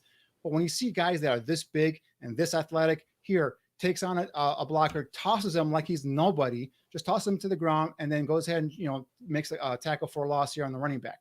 So he's got that brute strength. Now, does it need to be coached up? Sure. Are there times he gets too high with his pad levels and loses leverage? Yes. But he's a guy coming out from UConn. I think, again, we talked about it with some of the other guys here, guys you can kind of mold and make better, coach up and get them better. And I think this guy can be a force in the middle of the defensive front. So imagine if you just go by these two, you have a guy like Travis Jones taking on double teams and making, life hell for interior alignment. And then you got a guy like Logan Hall next to him or another 3 technique, quick twitcher 3 technique next to him shooting those gaps. This is how this defense becomes successful. This is how this defense now impacts the quarterback, impacts the pocket, gets back there and makes plays. And these are the kind of guys that I'm looking at here. Right. Jones Massive is dude, a benefit of one technique. Yes. And that's where Eddie Goldman is going to be playing in this defense too. So if you're going to shed Eddie Goldman's salary, you bring in a kid like Travis Jones that's going to go ahead and replace Eddie Goldman and be just as destructive there up front. I'll take that switch in a heartbeat. Given the way that this kid performed Senior Bowl, the way that he performed, during the combine. I was just about to say, massive kid, 6'0", 4'3", 326, 10 and a quarter hands, 34-inch arms, 82 and 3/4 wingspan. I mean, this is just a, big, long, athletic dude, powerful dude, tough dude. for guys that are playing right there in the center at 0, at 1, at 2 shade. I mean, this is the type of guy that you want in terms of his power, his burst, his explosion, his ability to basically own and dominate his space, so to speak. And I'm not sure if everybody saw that clip that I put up of Zion Johnson, probably my favorite offensive lineman in his class, not called Trevor Penning, go up against Travis Jones in Senior Bowl. But you talk about two silverback gorillas going at it, man. I mean, I talk about how strong of hands and upper body and core strength that Zion Johnson has. Those two guys going at it was fun to watch. He's a guy that you would love to have. Yeah. Again, I'm just kind of thinking here, because the guy I want for sure in this defense is Devontae Wyatt. But like I said, he blew it out of the park. You guys thought Jordan Davis was a hit in terms of his numbers. Devontae Wyatt did on a download. Really, I mean, no one was talking about him because everyone was kind of shocked at what Jordan Davis did. I mean, Devontae Wyatt secured himself. I think he's mid first round right now for sure. I don't see him going out of the 20s, to be honest with you. So he's a guy that will not be there for the Bears. He will be the ideal fit at 3 technique. But if you're going to go here, yeah, these are not ideal fits in terms of body size, or, if you think about it, look at their numbers, but, look at their quickness, look at their time speed, look at what they do on tape. Again, we talked about Logan Hall, his quickness off the ball. We talked about this guy being able to take on blockers, being able to walk guys back into the backfield. People think quarterbacks are fearful or scared of those edge rushers. Quarterbacks are more scared of guys in their face. So those big behemoth defensive linemen, Aaron Donald, Akeem Hicks when he's healthy, guys that are just crushing the pocket, bringing their center and their guard into their laps. Those are the guys that fear quarterbacks more because now they were no go. They can't go outside because they got those other speed guys on the outside. They can't step up and get rid of the football. So guys like this that can collapse the pocket from the inside are key. And I think these would be either one of these guys would be a nice addition to this front four. Great stuff, gentlemen. Let's get to some questions here. Ravi earlier in the show asked if Jahan Dotson falls, how does he compare to Tyreek Hill? Doesn't matter if he falls or not. Let's just compare him to Tyreek Hill. Yeah, Dotson is a big play guy. I forgot his numbers. I think was he in a 4.4s, Neil, at the combine? Yeah, it was like 4.43, I think. Yeah, he's one of those quick twitch guys. Guys, frankly, I've been calling for guys. I've been saying last couple of years, like we need guys here. Just get the ball in their hands and let them do things in the open field. And Dotson fits that bill. Not the biggest receiver. So if you're looking for a guy that's going to be on the outside primarily, Tyreek Hill for me, he's a more twitchier player. I think he's just a freak in himself. So I think it's going to be hard to find a guy like Tyreek Hill. Yes, he is. But Dotson himself is just going to be a guy that's going to bring you a lot of versatility on offense. Guys, you get the ball in his hands, on jet sweeps, you can get the ball in his hands on screen passes, you can get the ball in his hands, just throwing it down the field, lining up in the slot and all that stuff. So, a creative offensive play caller where get the ball in his hands in the open field and let him do his thing. So he adds that the element of speed to your offense, which you want to see. So he gives you some versatility there as well. I think he might be available in the second round for you if you're the Bears at pick 39, maybe even pick 48. So he could be a guy that the Bears could be looking at there, staring him in the face on day 2. Cliff Victoria it's really asked, hard to compare to Tyreek Hill.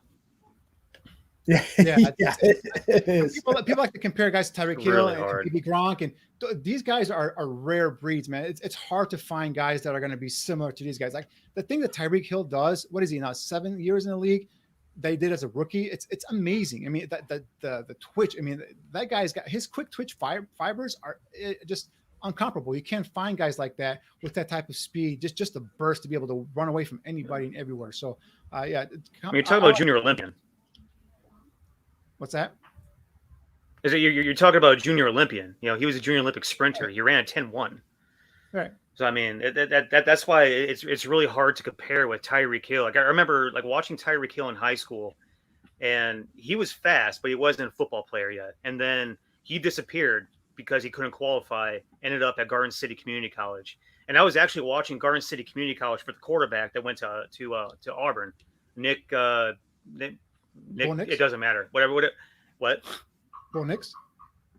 No. Nick Evans or some. It doesn't really matter because he's. We needed to find a junior college quarterback potential, and they had this kid that was really athletic that could throw the ball a mile. So I'm watching him, and he dumps the ball off to Tyreek Hill in the flat, and Tyreek Hill in like a blink of an eye goes from the flat to the end zone. I said, "Who the hell is that guy?" Yeah. At that time, he had no interest, he had no offers, nobody knew about him. And I was like, "That's that kid that disappeared. That's that kid that disappeared." You know, Right. got really amped up. That's how it is. And I mean, he's that kind of a player. And it's just so rare to see a guy. I think we had a question about the punter from San Diego State. Yeah, exactly. Cliff asked about this phenomenal punter. This guy's getting a lot of publicity. This guy is a weapon, and we might see a guy. This guy might go in the third round. I mean, that's how a weapon he is. I mean, he's got 80-yard punts like nothing. He can also kick be a field goal kicker as well. He's that good. Now, I think O'Donnell is a free agent, if I'm not mistaken. So I'm not sure if the Bears can, if he's there in the fourth round. I mean, this guy is a weapon. This guy is a field changing weapon. So if some might say fourth round pick on a punter is too rich, but I mean, tell you if this guy can flip the field, and you're going to be a team that's going to rely heavily on defense and a running game with some nice attacks in the passing game. This guy can be a huge weapon for you. So, we'll see how it goes. But he's one hell of a prospect, and he's a pretty good athlete too. I think he ran a 4.7 640 or something like that. So yeah, he's not just any guy just out there punting. He's a guy that can be an excellent athlete and actually a nice weapon, like I said. Yeah. While we were talking about defensive tackles, Ravi asked this question: do you guys think collapsing the pocket from the middle will help make up for the loss of Khalil Mack? Yes. I think, like I said earlier, quarterbacks hate it when the pocket collapses in their face. They just can't stand it, especially the quarterbacks that are a little bit undersized, like the guys like Russell Wilson and Kyler Murray. They get freaked out when they see that pocket come in and collapse on them. Now, guys on the edge, you can always chip on those guys. You can always, run stunts in games to get the ball out of your hands quickly. But guys then collapse the pocket and then get close to you, and then you have to rush the ball over. Because you remember, if you can't get the ball, we can't find a passing lane. When you got to get out of there, you got to escape. And now you got your guys from the outside coming as well. So that's where Tom Brady, guys like that, pocket passers, they wanted Drew Brees. The Saints, they built their offensive line from the inside out because they wanted to give Brees a pocket to be able to step up into the pocket and get rid of the football. Because he had a quick enough mind to be able to read, decipher defenses, quick enough release to be able to get rid of the football in a nice, timely manner. So, but just he needed some space, some room, and he built a nice pocket in front of him to step up into it and throw the football. That's how Brees made a success. That's how Tom Brady loved it, his success as well, stepping up in the pocket, being able to maneuver left and right slightly. So keeping that pocket in the middle clean for a quarterback is key. Collapsing it is where the quarterback gets all flustered, and then he starts turning around, dropping his head, not looking downfield, and then all of a sudden now everyone else is coming at him as well. So collapsing the pocket is huge for me in terms of pass rushing.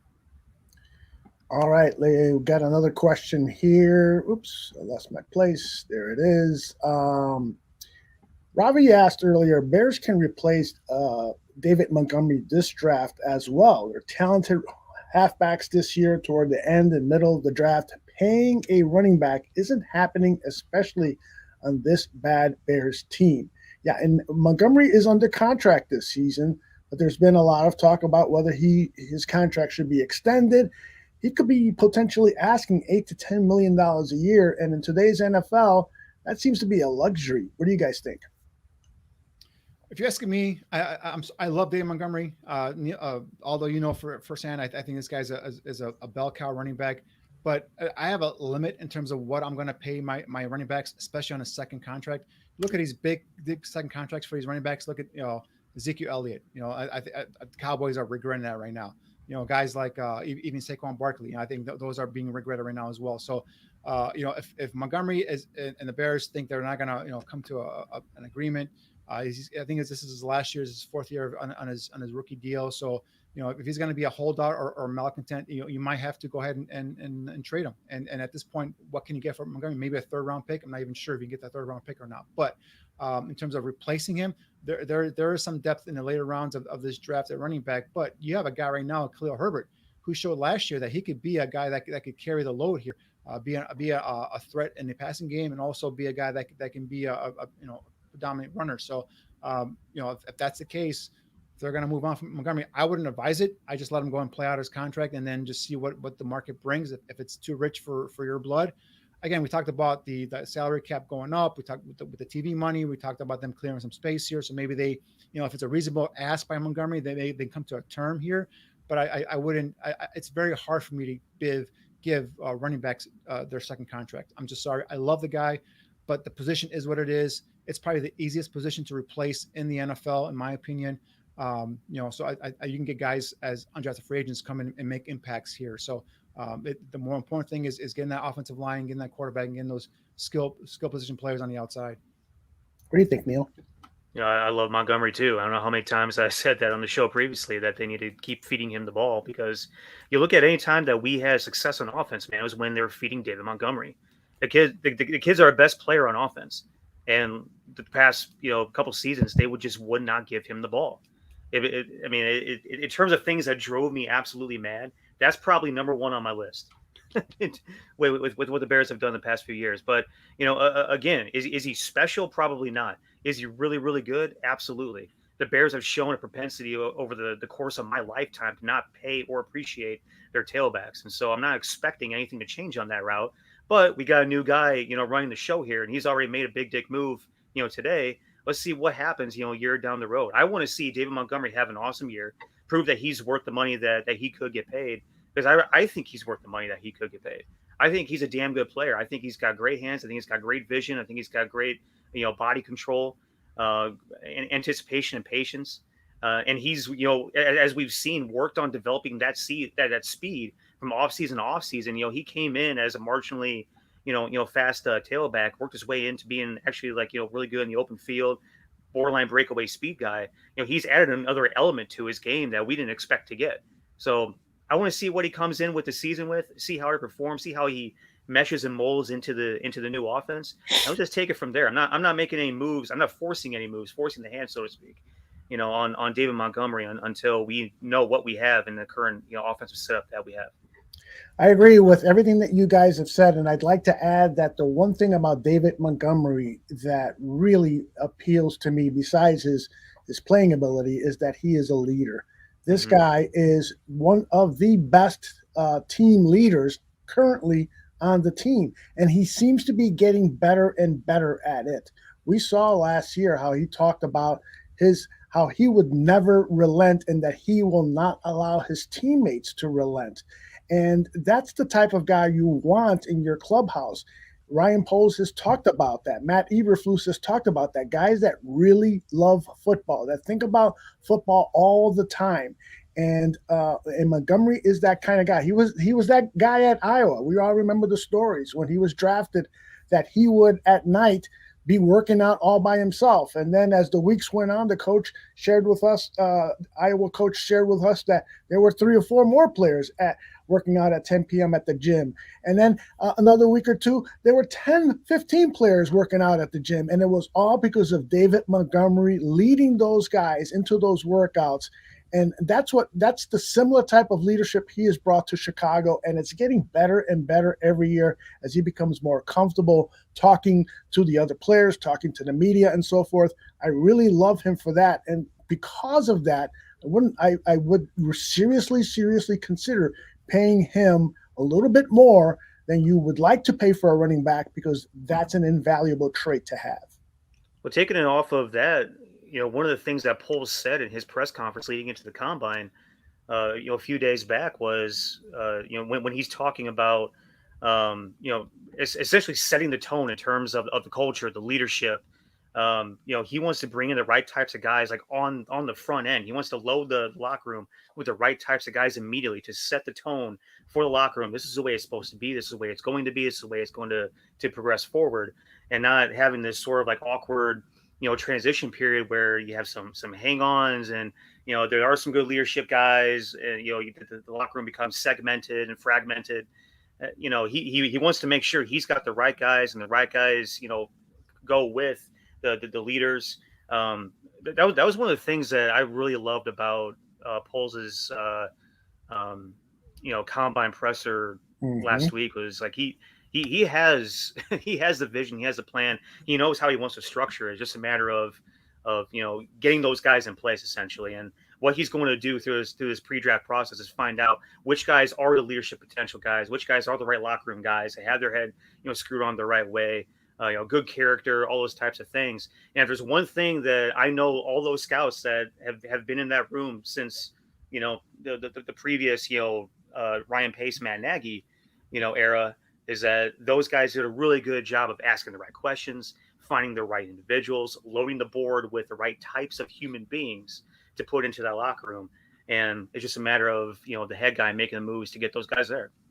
The one thing I'll add up with Poles, and it's something that I've kind of, like listen to him talk. And one thing I've picked up of it, and I have a feeling that this guy knows the value of the offensive line and the defensive line. And I think he came from Andy Reid and Brett Veach. And I think these guys, they instilled in him the importance of offensive and defensive linemen. And that's the thing that Andy Reid got known for in Philadelphia, was always drafting offensive, defensive linemen. His first round picks were predominantly for, offensive and defensive line. I think that's something that I've been preaching for. That's something that really is a breath of fresh air for me to have an executive that feels the same way in terms of building that front, building that offense and defensive line, and everything else from there just flows naturally, right? Now you protect that quarterback. Now you can get after the opposing quarterback. That's the key there. If you have, I said earlier in the show, if your offense and defensive line are solid, you're going to have a solid football team. I'm not saying you're going to be a Super Bowl contender just because you still got to get the quarterback and the skill positions, correct. But you're going to have a solid football team. And I think that's the way to build your team. Outstanding stuff, gentlemen. Did we at all mention what Jordan Davis did at the combine? Yeah, you went faster than me. A guy who's 341 pounds ran a 4.68, was it? I forgot the number, but it was 4.78. 4.78. Insane. That's ridiculous. I mean, this guy was probably a second rounder, and I'd be surprised now if he isn't in the top 20 of the first round. What do you guys think? Top 20 might be a bit rich. I mean, depending on the system, right? For me, he's still, I don't know how Neil feels, but for me, he's still a 3-4 nose guard. He's a guy that's going to stand in the middle of a defense and take on blockers, two gap, and all that stuff. That's what he did predominantly at Georgia. He's not a guy that fits this scheme because he's not a guy that really is going to, athletically he shows he tests well.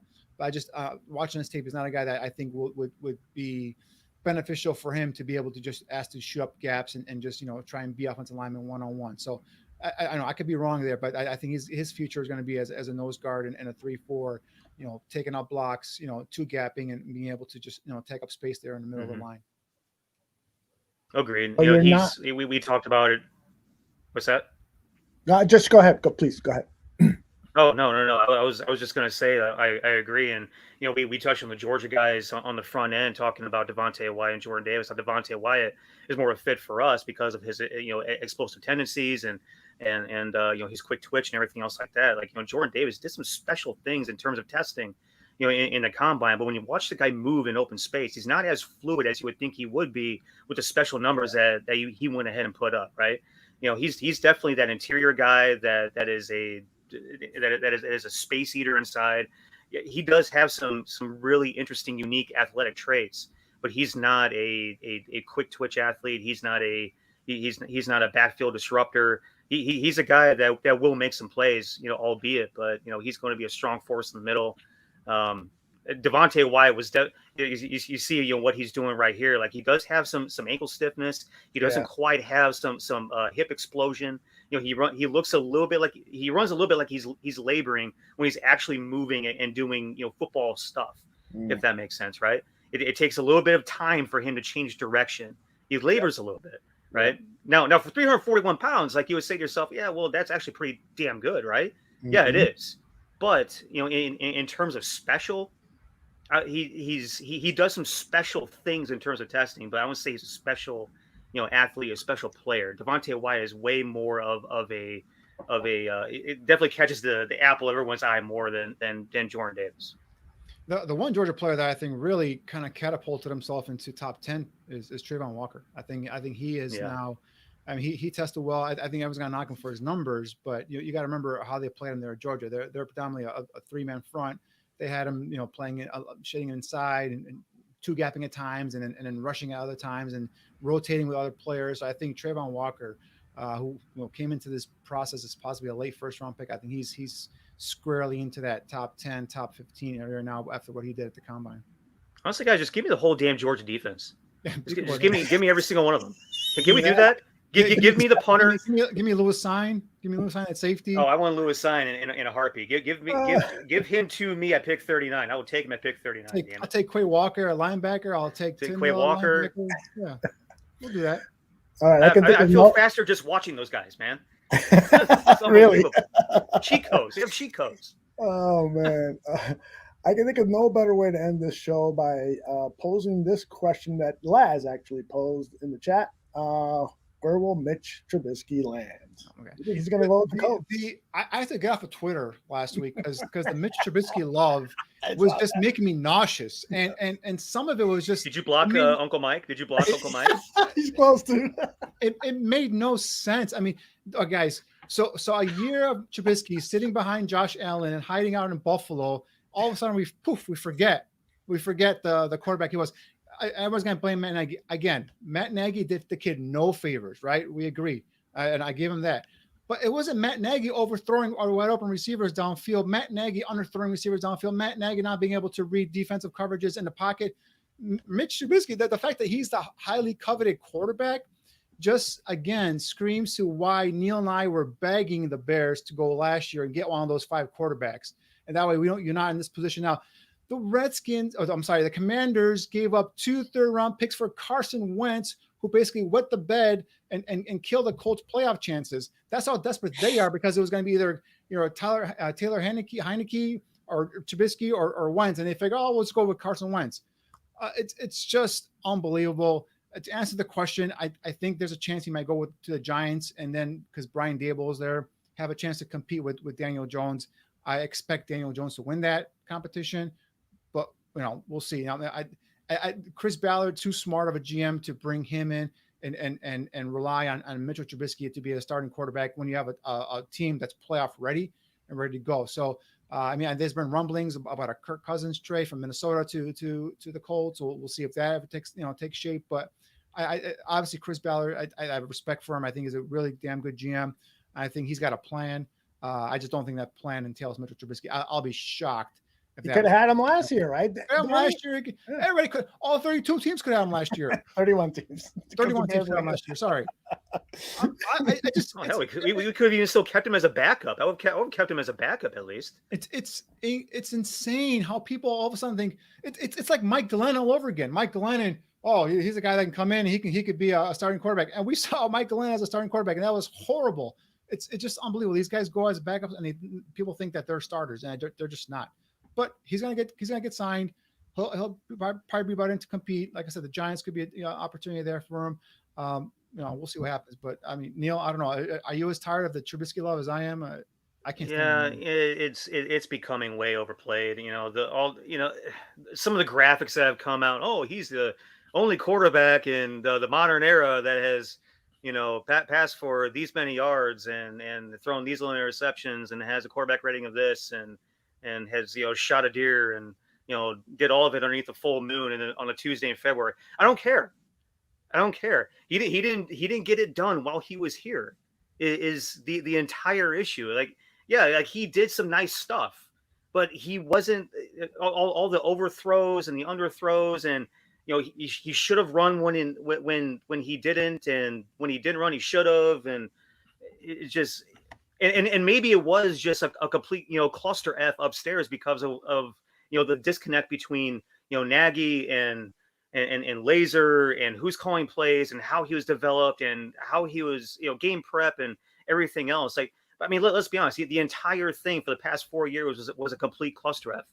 It's going to mess up anybody's development. So in some ways, I do want to see the kid have a chance to start, just so that we could shut all of this up. Yeah, I'm with you. Shut it up. It is an interesting storyline, and so I do want to see him with a different coaching staff, with a different team, and maybe a year on the bench has helped him and so forth. I doubt that he's going to be a top quarterback, but you never know. I kind of enjoyed the storyline, but I'm with you guys. A lot of people speculating that he's going to be a top quarterback. There's just no way. I don't see it. Look at all these interceptions that he's thrown. God forbid he actually has a good. God forbid he actually has a good second half of his career somewhere, and becomes a decent starter. He becomes I don't know, Kirk Cousins or somebody that's very average, but ends up having decent numbers. Kirk Cousins, man, put some respect on Kirk Cousins' name, man. He threw for almost 5,000 yards. Only 7 interceptions, 30-something touchdowns. I mean, Kirk Cousins is a quality starting. He's a great quarterback, no, but he's a quality starting quarterback. I mean, look at some of these throws, man. Yeah, you should like that. Into triple coverage. I mean, just overthrowing guys. Look at that. It's just that's Matt Nagy right there making that throw. That's Matt Nagy's fault. Yeah, Matt Nagy put a horrible system up together. But look at these throws. It's not even close. Yeah. And people forget this. People forget this. No, if some magic happens, he turns into like a real quarterback for like the last part of his career, Mike North will let us know about it every minute of every single day. I don't want to hear it. Well, exactly. You're right.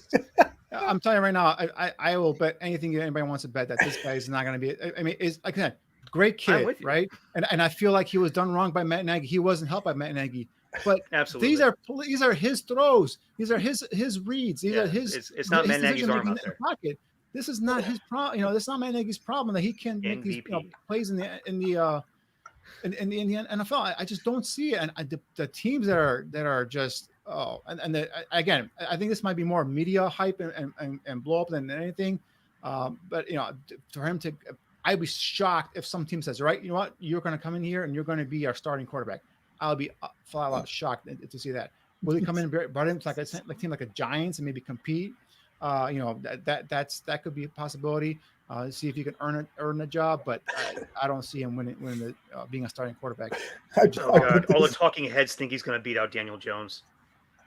I don't think he would. I don't think he would beat out Daniel Jones. My next question is in this quarterback domino, right? We got Aaron Rodgers, we got Russell Wilson.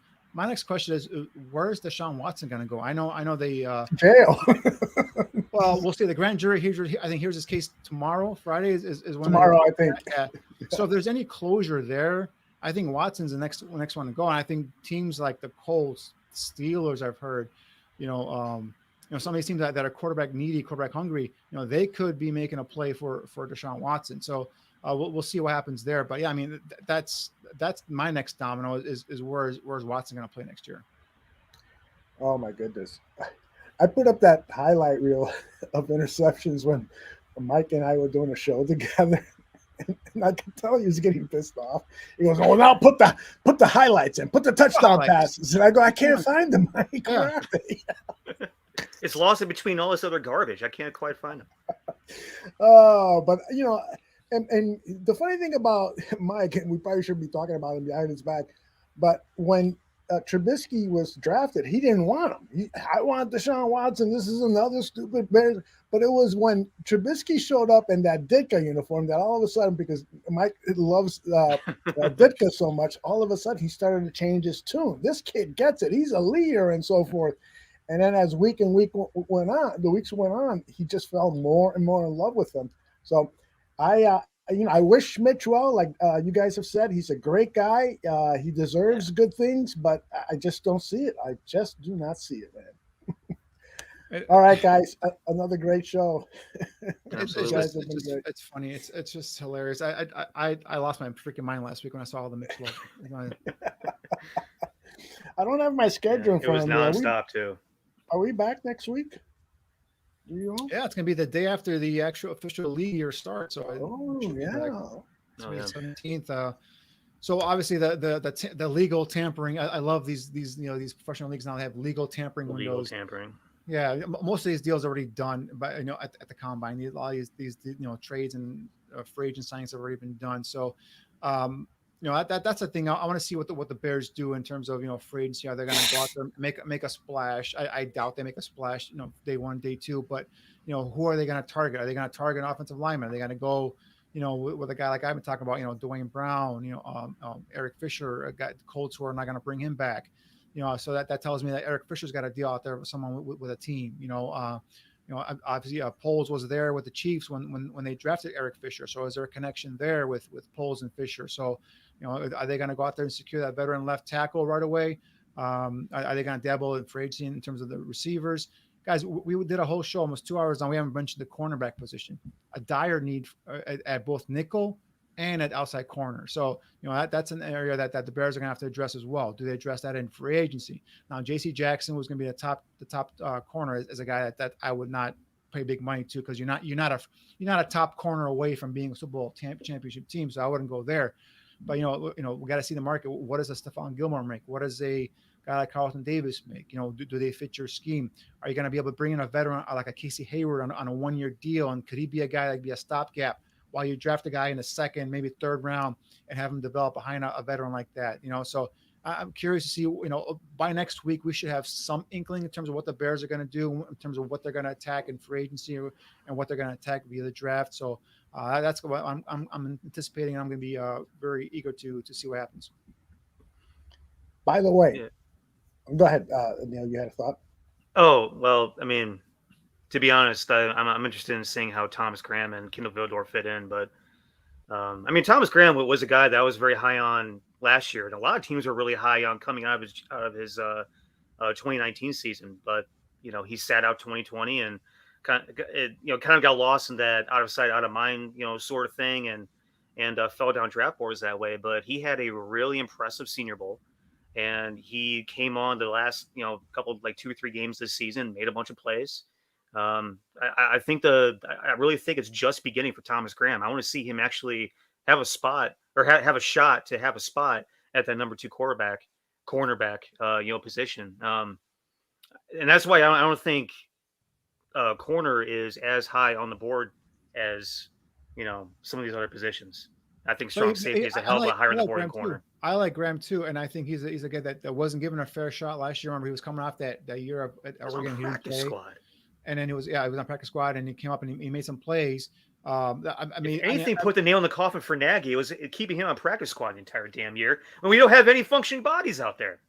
And the other thing was, what the, you know, everyone was talking about his Minnesota game, but I think for me it was a Seattle game where he got beaten that first play for that touchdown by Metcalf, but then came back and bounced back and then pretty much helped Metcalf to you know, not many yards after that. So that to me proved his gumption, his ability to bounce back. And the cornerbacks is a position where you're going to have a short memory in terms of, you know, how, when you got burned, you got to come back next play and forget about it. So I think that proved to me a lot. But again, you're talking about just 3 guys there at that position. You're going to have to bring in some players, you know, a veteran and a draft pick probably. You know, you're going to have, you know, 4 or 5 corners on that roster. So, you know, with Graham there competing with maybe a veteran like Casey Hayward, maybe you bring in a rookie, but you got to address that position. Again, another position on this team that's going to be of need. So and now they're going to be playing possibly more off man. This defense is generally more off man coverage, but if you do the number crunch on Eberflus last year with the Colts, he played a more man-to-man coverage. So he's got his own little twist on this defense. So we'll see how it goes. But if I'm going into this draft and I'm scouting corners for the Bears, I'm looking at guys that play a lot of off-man coverage, guys that can, you know, plant their heels, click, and come downhill and be able to wrap up and tackle. Those are the guys I'm looking at here in this upcoming draft. And we'll have a show where we break down the corners for this Bears scheme. So that's going to be a position that you're going to have to attack as well. You know, the thing about it is, I'm sorry, go ahead. I was going to say, the thing about it is, you know, what's crazy is that the cornerback room is one of the few rooms on this roster where there's actually these in the seats right now. I mean, the wide receiver room is empty. The safeties room is empty. The offensive line room is empty. The, you know, D linemen virtually empty. You know, we got quarterbacks, we got running backs, we got tight ends. we need bodies, man. The cupboard is bare right now. We need to re-sign guys. We need to draft well. And with the few amount of picks that we have, draft the right ones. We had a hit on every single one of them. But depth is going to be. It's not just about finding playmakers moving forward. I said on previous shows, like this roster is going to be a little bit rough around the edges, you know, for this first year. Expect big things in 2023. 2022 is going to be a little rough on the edges, unless you know, Poles is able to, you know, work some magic, you know, sprinkle some pixie dust on some stuff, and all of a sudden we end up with picks and signees and everything else. Money comes out of, you know, somebody's pockets. You know, I'm expecting us to you know, do enough to be competitive, but it's not going to be a wholesale change. 2023, we're going to have a ton of money under the cap, and we're going to have butts in rooms. You know, positions are going to be full. We're going to have a ton of picks. I'm looking forward to that. But from now until August, the big thing is to build depth, sign back the right guys that we need to function, right, and then hit on every single one of these draft picks. That's critically important. Yep. So so Flu said that they've identified guys on this defense that they're going to be building around. Obviously, I think we all agree. Jalen Johnson is one of them, right? Roquan, absolutely. Smith is one of them. Yeah. We assume Robert Quinn is one of them, right? So is there anybody else that you guys think that these guys have identified the coaching staff as guys that they're going to be part of this defense moving forward? I think Travis Gibson is one.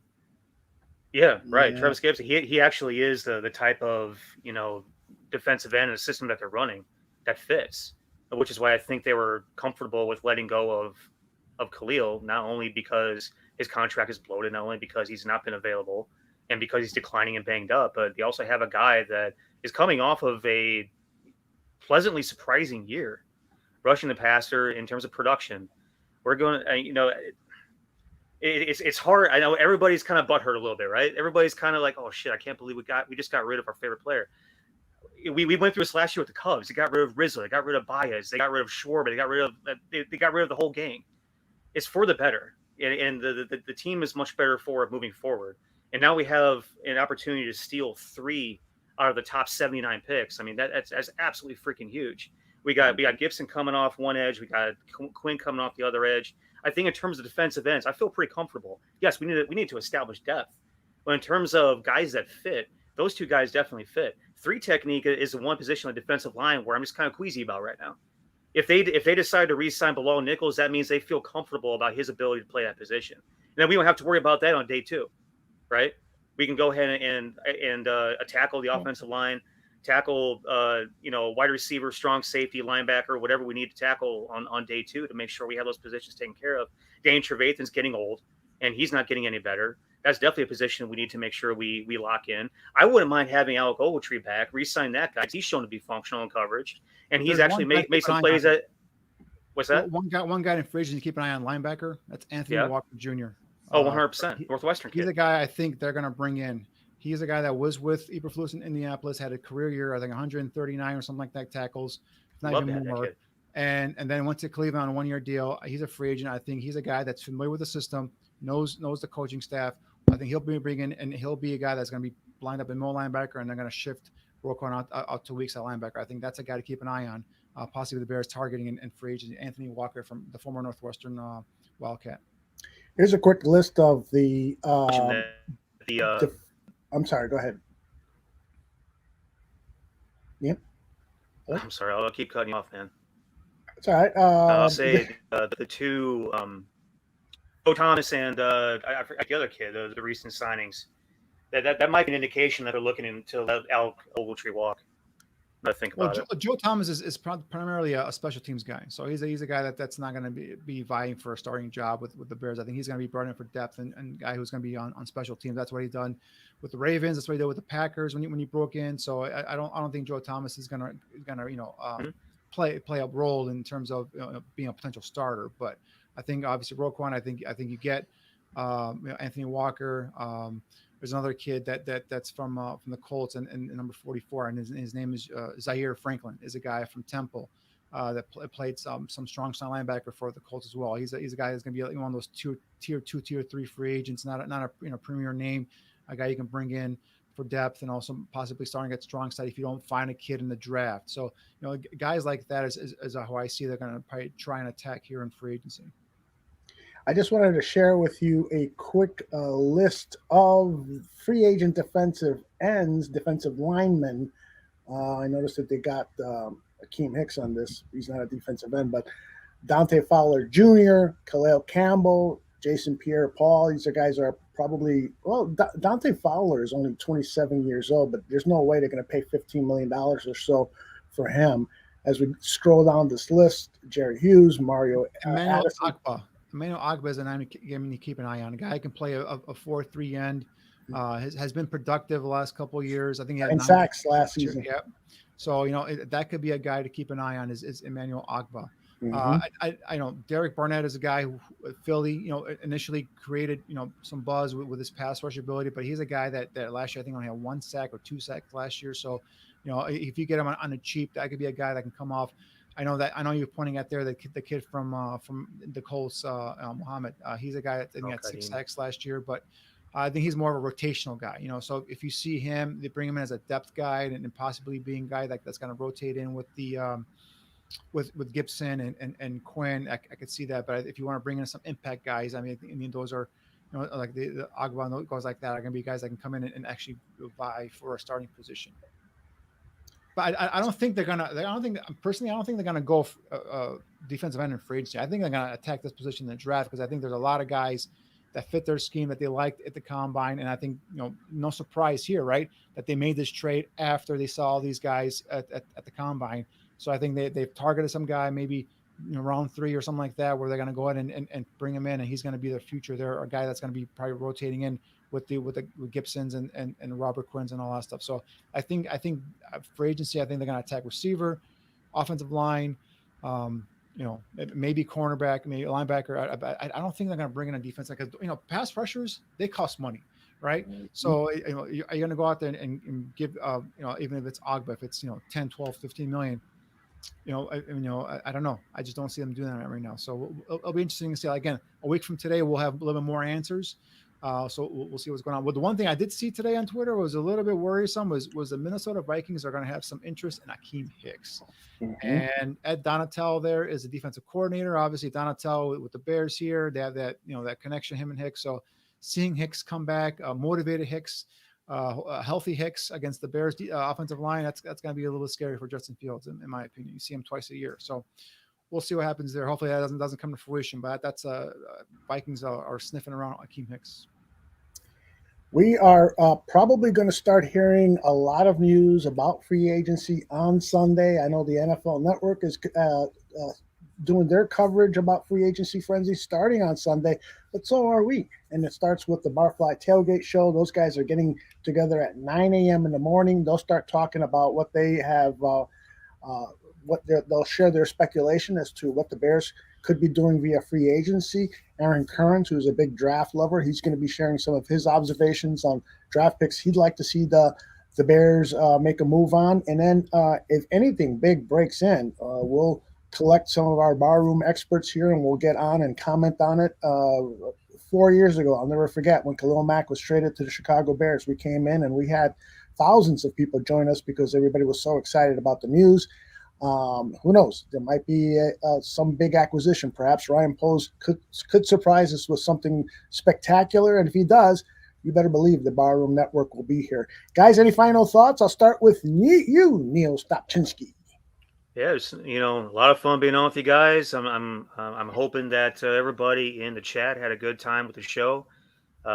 Next week I'll have a couple other guys that we didn't get a chance to get around to today. Some interesting, evaluations that I've come across ever since the combine. Chris Paul from Tulsa and Spencer Burford from UTSA, I think, are really interesting. We'll break down those guys in more detail next week, as well as some other guys that we both want to get into. Danny and I wanted to get into in terms of wide receivers and corners and safeties and all those other positions. Because we've been talking about offensive line so much, but it is a dire need, and we've been doing it for a reason. But outside of that, you guys know where to find us. Smash those like buttons, comments, share the podcast, blow us up. We're glad you're here. We do this for you. It's enjoyable. Hit us up in between shows. Let us know who you want us to talk about. Ask us whatever questions you need to ask us. Give us follows. And as always, just glad to be here. Yeah, as for me, same thing. I'm excited, getting ready to finally get some movement here with the Bears. Saw the Mack trade today. Free agency starts this Sunday, or the tampering window starts this Sunday. So we'll hear names and guys that they're targeting or could be targeting. So once that starts rolling, and then we're going to start taking some look at some of these needs and say, all right, maybe it's not that high of a priority now, right? So maybe if they go sign 2 linebackers, maybe a linebacker is going to, kind of be pushed down to the back burner there in the draft, in terms of that. So that way allows me and Neil to be able to focus a little bit more, specifically on their needs and players that fit their scheme and all that stuff. So right now we're just kind of going through all this big, big board and all the positions. And we're just, like Neil talked about, a corner when we have like 3 or 4 bodies actually in the room. So receiver, when you have 2 bodies in the room. So those are going to be kind of sticking out there, and we're going to have to just kind of dive deep into those positions and just give you some names and guys that fit these, this offensive system and guys that fit this, defensive scheme system. So, but once free agent starts, happening, once we see some guys signing, then we'll kind of get a little bit better focus in terms of what the Bears are going to be looking for. And if you guys, see players and want us to go ahead and review them, break down some film of them, if we can get our hand on the tape, we'll, bring them down here on Draft on Tap, and we'll break them down, and you guys can participate in the chat. So yeah, like Neil said, hit us up, like us, do all you got to do on Twitter, Facebook, and all that stuff. So, if you want to give me some names, guys that you want me to scout, I'm at D Shimon 56 that's DSHIMON 56. Let me know who you want me to scout. I'll grab some tape and we can break them down here. Me and Neil can break them down here on tape, and we can, have you guys participate. So we appreciate you guys joining and participating and giving us all this, all these names. Yeah, like Aldo said earlier in the show, you guys we get some of the smarter football people here in the bar room. So, and we like that. And we want you guys around. We want you guys participating in the show. So if there's anybody you want us to scout, go ahead. And one quick shout out to Aaron Current, AC. I know you like Kentucky, man. We got a couple of Kentucky boys on both offensive and defensive line. I want you to come on the show. So this is an invite, AC. If you're out there listening, this is a personal invite for you to come on a Draft on Tap, and let's talk Kentucky football, bro. AC, I'm actually going to say positive things about Kentucky guys. All right, you're going to want to hear it. I'm going to say positive things about Kentucky guys. I was born in Louisville. That Echoes kid intrigues me. The defensive end Echoes intrigues me now.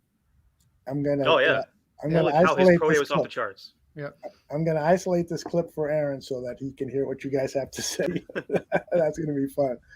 All right, everybody. I think we've said it all for Danny Shimon and Neil Stopchinski. My name is Aldo Gandia. We will be back. We will be here next week, and don't forget the Barfly Tailgate Show on Sunday. Take care, everybody.